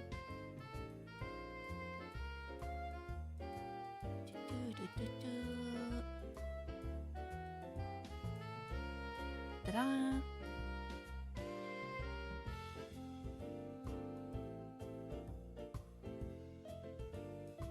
Have you checked out any 40k music? No, not at all. Just the first one. Labubus are basically what Beanie Babies were, or Cabbage Patch Kids, a flash in the pan fad that a lot of people are going to lose money on with investments. Better sell them now, guys. You better, if you have a Labubu, guys, better sell them before they all lose value. Okay, wait, I need to like up the music a little bit. In my limited experience, the AI Warhammer songs are AI voices with human-made beats and lyrics. Some are absolutely all AI, and they absolutely suck in writing a beat. Oh, okay, I see. My Louis Vuitton bag and 24 carat gold Labubu. Hey, it's an excellent way to show off your status, okay? All right, how else will people know that you're rich? Imperium Girls goes hard? Ooh. Okay, wait. Embrace the Rots. We're gonna listen to this song. I don't know anything about song. I don't know what to expect. Let me see if the volume is okay. Sorry, it's muted. I need to stop muting things. Okay, wait, I need to up the volume a little bit. It's just boils and boxes. Ooh. Wait, this goes hard. Your flesh may... Wait, is this also AI? Just asking. Praise be to our grandfather. Grandpapa. We love Grandpapa. I'm going back to the start. Sorry. I'm ruining it. World closer, child, don't be afraid. It's just boils and boxes delightfully displayed. Your flesh may wither, your bones may ache, but in decay there's new life to make. Embrace the rot, let pestilence bloom. This goes hard. AI voice. Oh, I see. Yeah, it does go hard. Nurgle's love will launch you to the core. Perfection's fleeting, decay endures. Ooh. My plagues and poxes are nature's cure. Mortality's a gift, not a curse to bear. In the course of death and rebirth, none are spared. Embrace the rot, let pestilence bloom. The chorus goes hard. Find joy, not doom. What the hell? My garden grows with every spore. Nurgle's love will rock you to the core.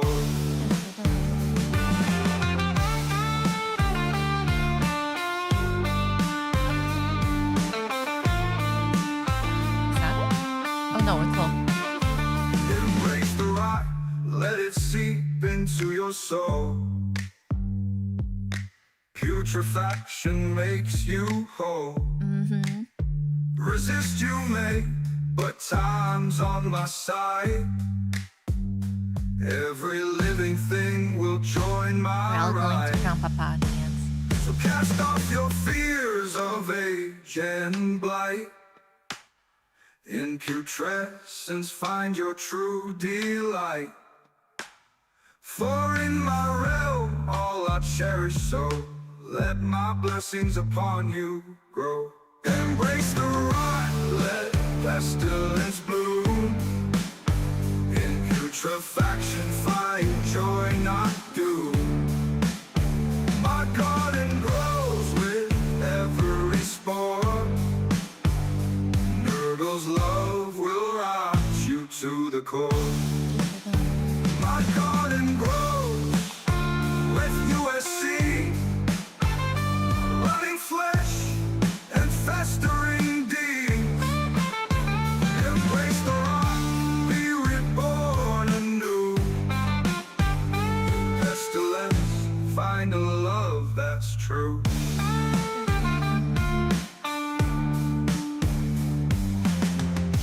It sounds really good, which is kind of shocking. I haven't really listened to like AI songs, but this had no business being that catchy. The Garden Queen is my favorite. Isha, the Aldari goddess of healing, trying to heal the sick, while Nurgle trying to infect them with blights. Is that the Eldari that's like stuck in a jar? And it's like Nurgle's wife in quotation marks. AI music has come a long way. Yeah, I remember hearing like some shitty AI music. May I recommend this song? Sure.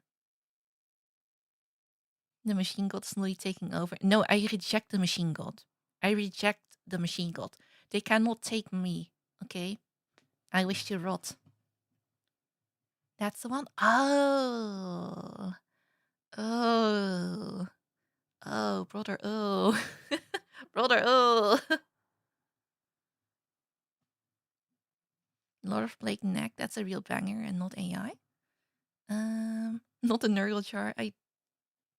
I have no context for the Nurgle jar at all, but it sounds horrific. Imperium Girl song. I will wait, sorry. What was the song that was being recommended anyway? Oh. Pop. I want to listen to the Imperium Girls. Cause that sounds fun. That sounds fun. Is that also from Endless Taverns? Probably not. AI music that is still completely AI is still bad, but using AI to replace vocals is fine.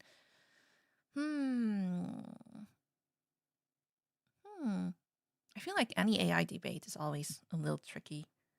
One moment. Imperial. Oh wait, Blood Angels. Okay, we'll do Blood Angels first, and then Imperials. Imperial girlies. Yo, Jonathan. Jonathan. Yo. He keeps her in the cage and treats it like it is a game, since she gives people the cure for his disease, so he loves that. Oh, and then he can make them rot again or something.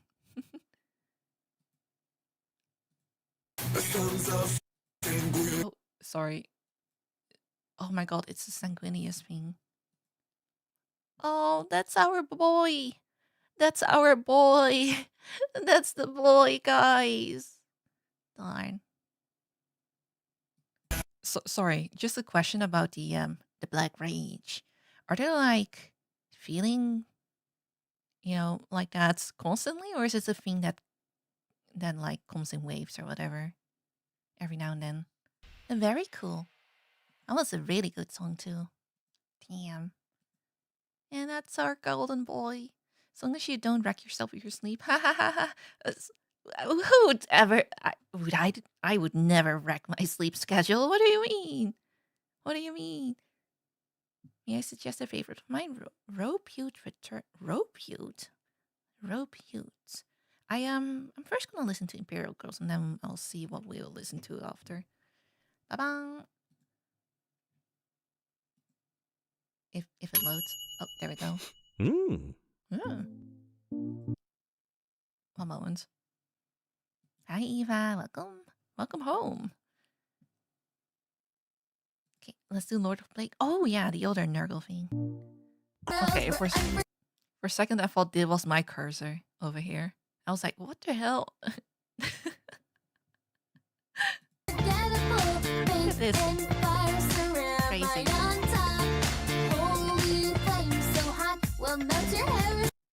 I can, sorry. Come on.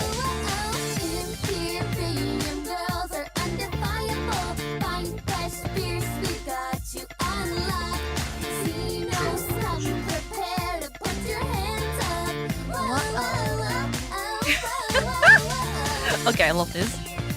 I love this. Cadia stands. Does Cadia stand though?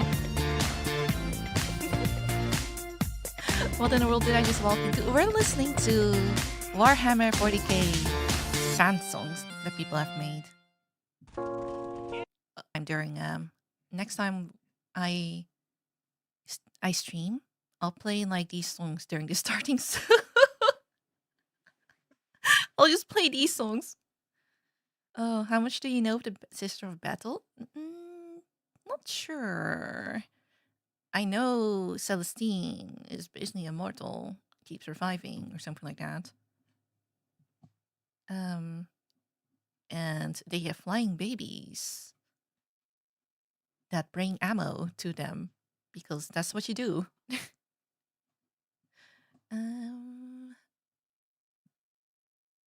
Let me see. One moment. Oh, sorry.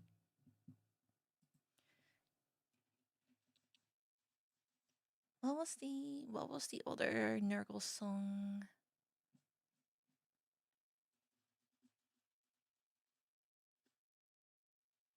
Oh, Lord of Plague, that's the one. Also by Jonathan.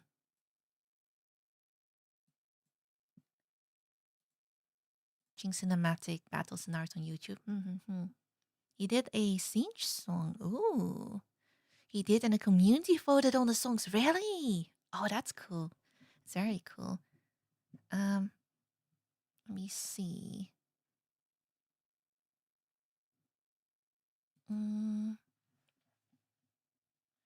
My phone keeps complaining about the battery being low. Let's see. What do we listen to now? Have Faith by Endless Tavern is one I recommend. Sanguinius Invicta. Do you hear Dorn and Sanguinius interaction in the Imperial Palace? No, I think. No. I only saw the speech, and then I saw like an animation with the battle between Sanguinius and Angorn. Wings of Fate by the Automatic Singer. Imperial World by Cantina 13. Let me see.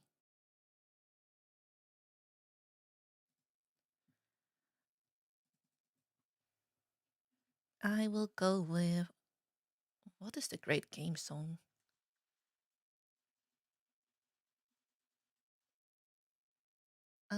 Oh, it's a Siege song. Oh,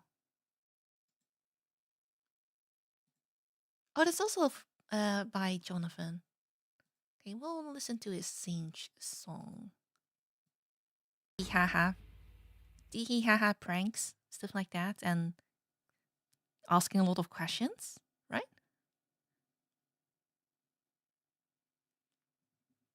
Let's see. Let me scroll up.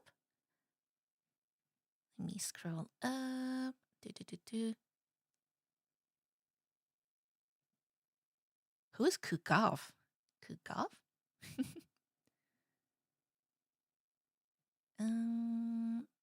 What do we listen to next?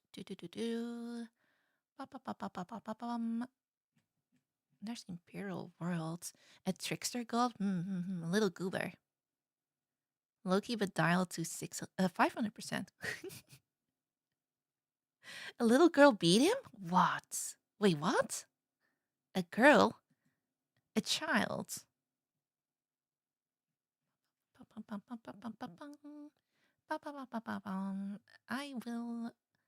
I will. Did I listen to the wrong great game song?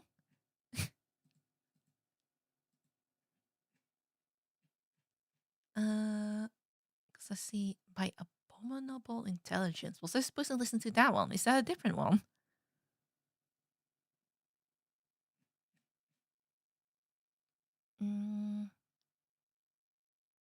Siege, god of change and magic and knowledge. And also he's a massive Twitter troll.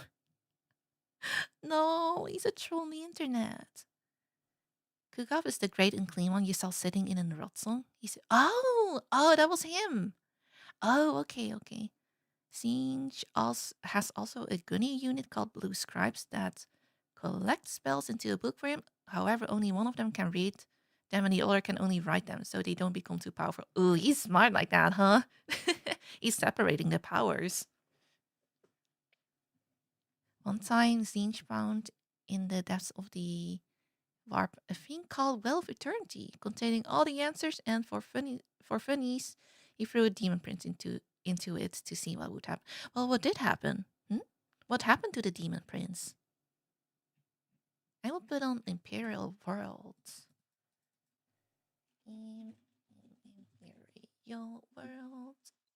Imperial Worlds. Oh, Material Girl. Oh.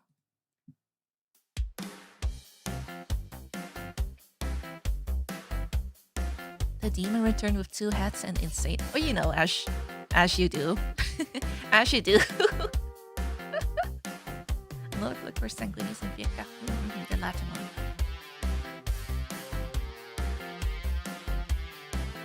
Such a happy song for a very prim franchise.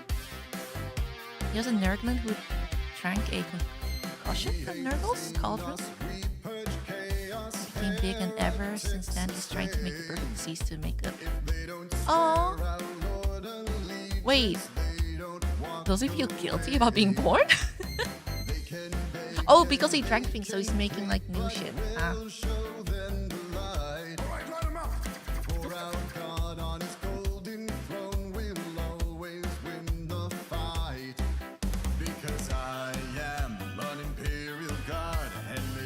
An imperial world.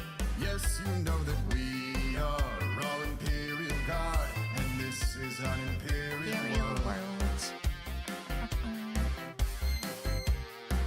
Someone's tabletop armor. Wait, you're right. Oh, that's cute.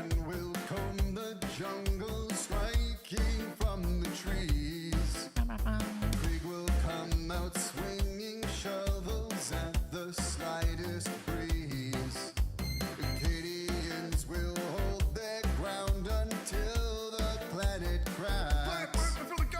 Scions are a bit uptight, but will Katie at 07. He always feels guilty about drinking up the diseases. Darn. It's okay, sir. It's okay. Yes, you know that we are all imperial guard, and this is an imperial world. All regiments, advance for the emperor! For the Emperor! For Big E! Come on! Let's show these antics what Next, they're really the Imperial Guard is expensive? Really?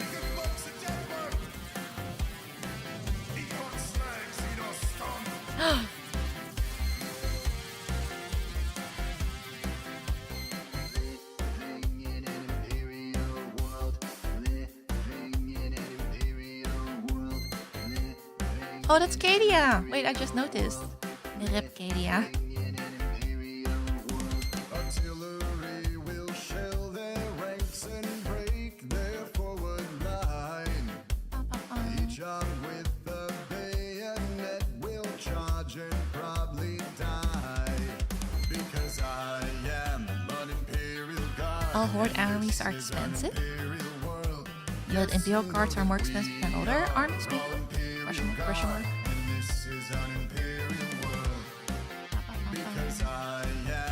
Card is a horde army, so each model has a low point cost. You need a low map. Ah. Okay, okay, so it's just the quantity then. That makes it expensive.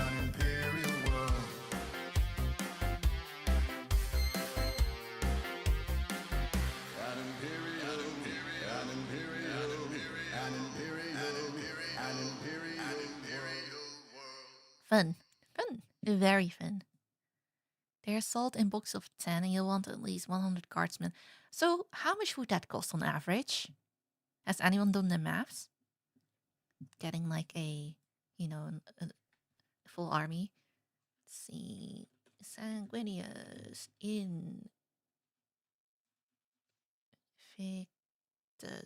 Invictus.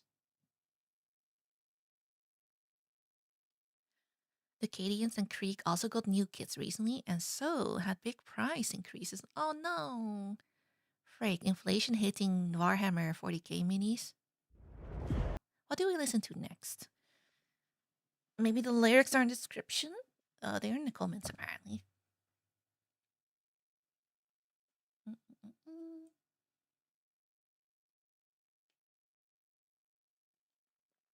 How long have I been streaming for? Have faith is a sister of battle song. A sister of battle. Ooh. Ooh. Is it Rylanor? Villanor? How do you say that? Legio Symphonica. Oh.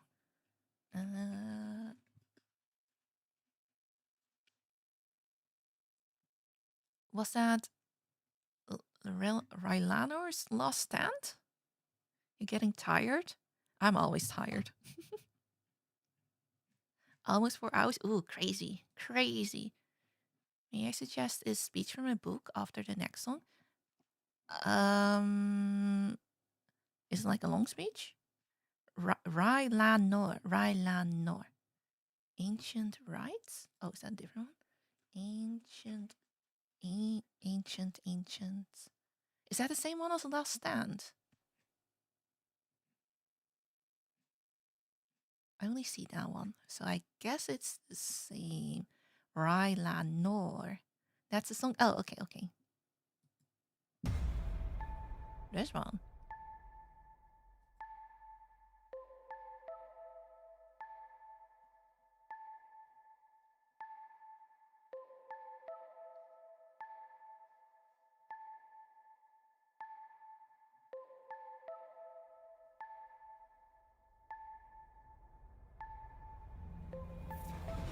Amidst the desolate soil, we heard the repeating cries. It looks like those fucking spellcasters, psychers. Wait, what were they called? I take my company. What was that legion called? The surface we settle. As we branch out and explore the wreckage, we uncover our terminal's long-lost message, a visage of the past and of beautiful cities. So what has occurred here? What are we missing? Thousand Sons, that's the one, yeah! I think they look very cool. Oh. There's something wrong here, there is something hidden. Traitors? Closer, I'm feeling in me. My mind shudders, one is my heart race. A psychic scream like a crushing weight, resounding in every corner of the world. The ancient awaits, wrapped in grief and beset by pain.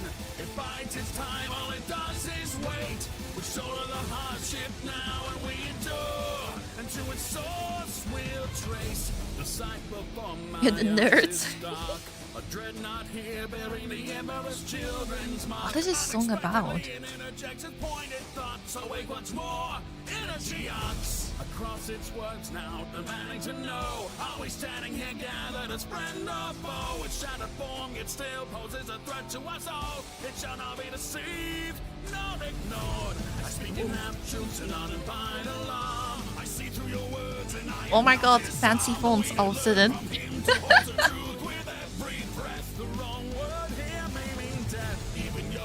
Twisted and turned into weapons. There is danger here with every phrase. Now it beckons. I know the name of he who has me in his sight. I am he who remembers the ancient upright. All at once the pieces come together in my mind. His faithless his clan free, and we are here upon its corpse on the grave that was left behind. Won't you convince yourself I am a remnant singing? Did they not remember where they were or something like that? It works better if you know the story beforehand. Yeah. Yeah, because I don't really get it. But it sounds cool. You look terrible. A disgrace, even. At last, Fulcrum, you have come to me, abomination. Words uttered by a shattered pile of metal rust and stagnation. You've had millennia to think of what to tell me. You've my attention.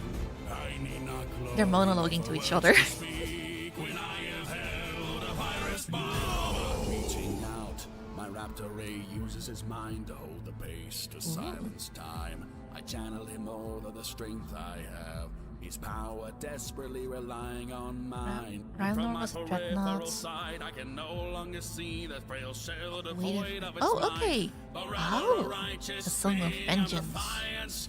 Who is not without the will to fight? 10,000 years, crazy. His blows deflected away from their path. Despite You can do it, Realnor, go! It's clear that he will live and he will die by the sword. Fulcrum then returned to strike. His sword slitting through bravado and machine alike. His face a mix of content and glee. The eyes of one who can fade off misery. You can never be forgiven for the things that you've done, and so it falls to my hands, so in the prodigal son. You cannot imagine the beautiful bounty of chaos. Those things I never even wish to know. There is still your potential that shines through. Imagine the unfulfilled glories we see too. That you still think I see can make glory betrays the true blindness that has overcome you. I recall the virtues I stood for. I recall the struggles and the things that we have done. I will not be deterred from my It's about Islamic faith.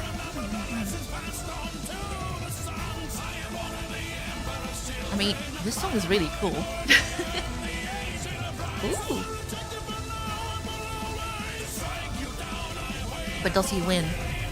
Does he win?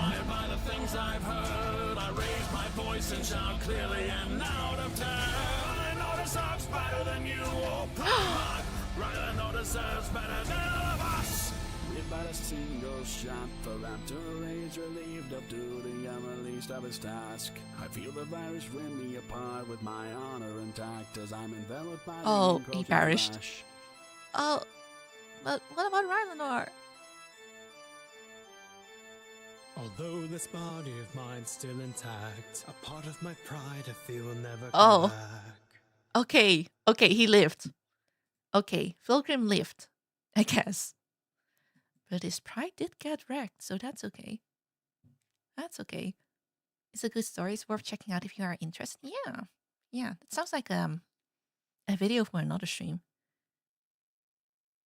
You will have to listen to the story to understand why it is so great, and then listen to it again. I mean, it was a cool song, so he kind of wins. But I'm gonna assume he fucking dies. No! Why must everyone die? Why do all the cool people die? Fulcrum is a pride demon though. Oh my god. Oh my god, his whole essence got shattered.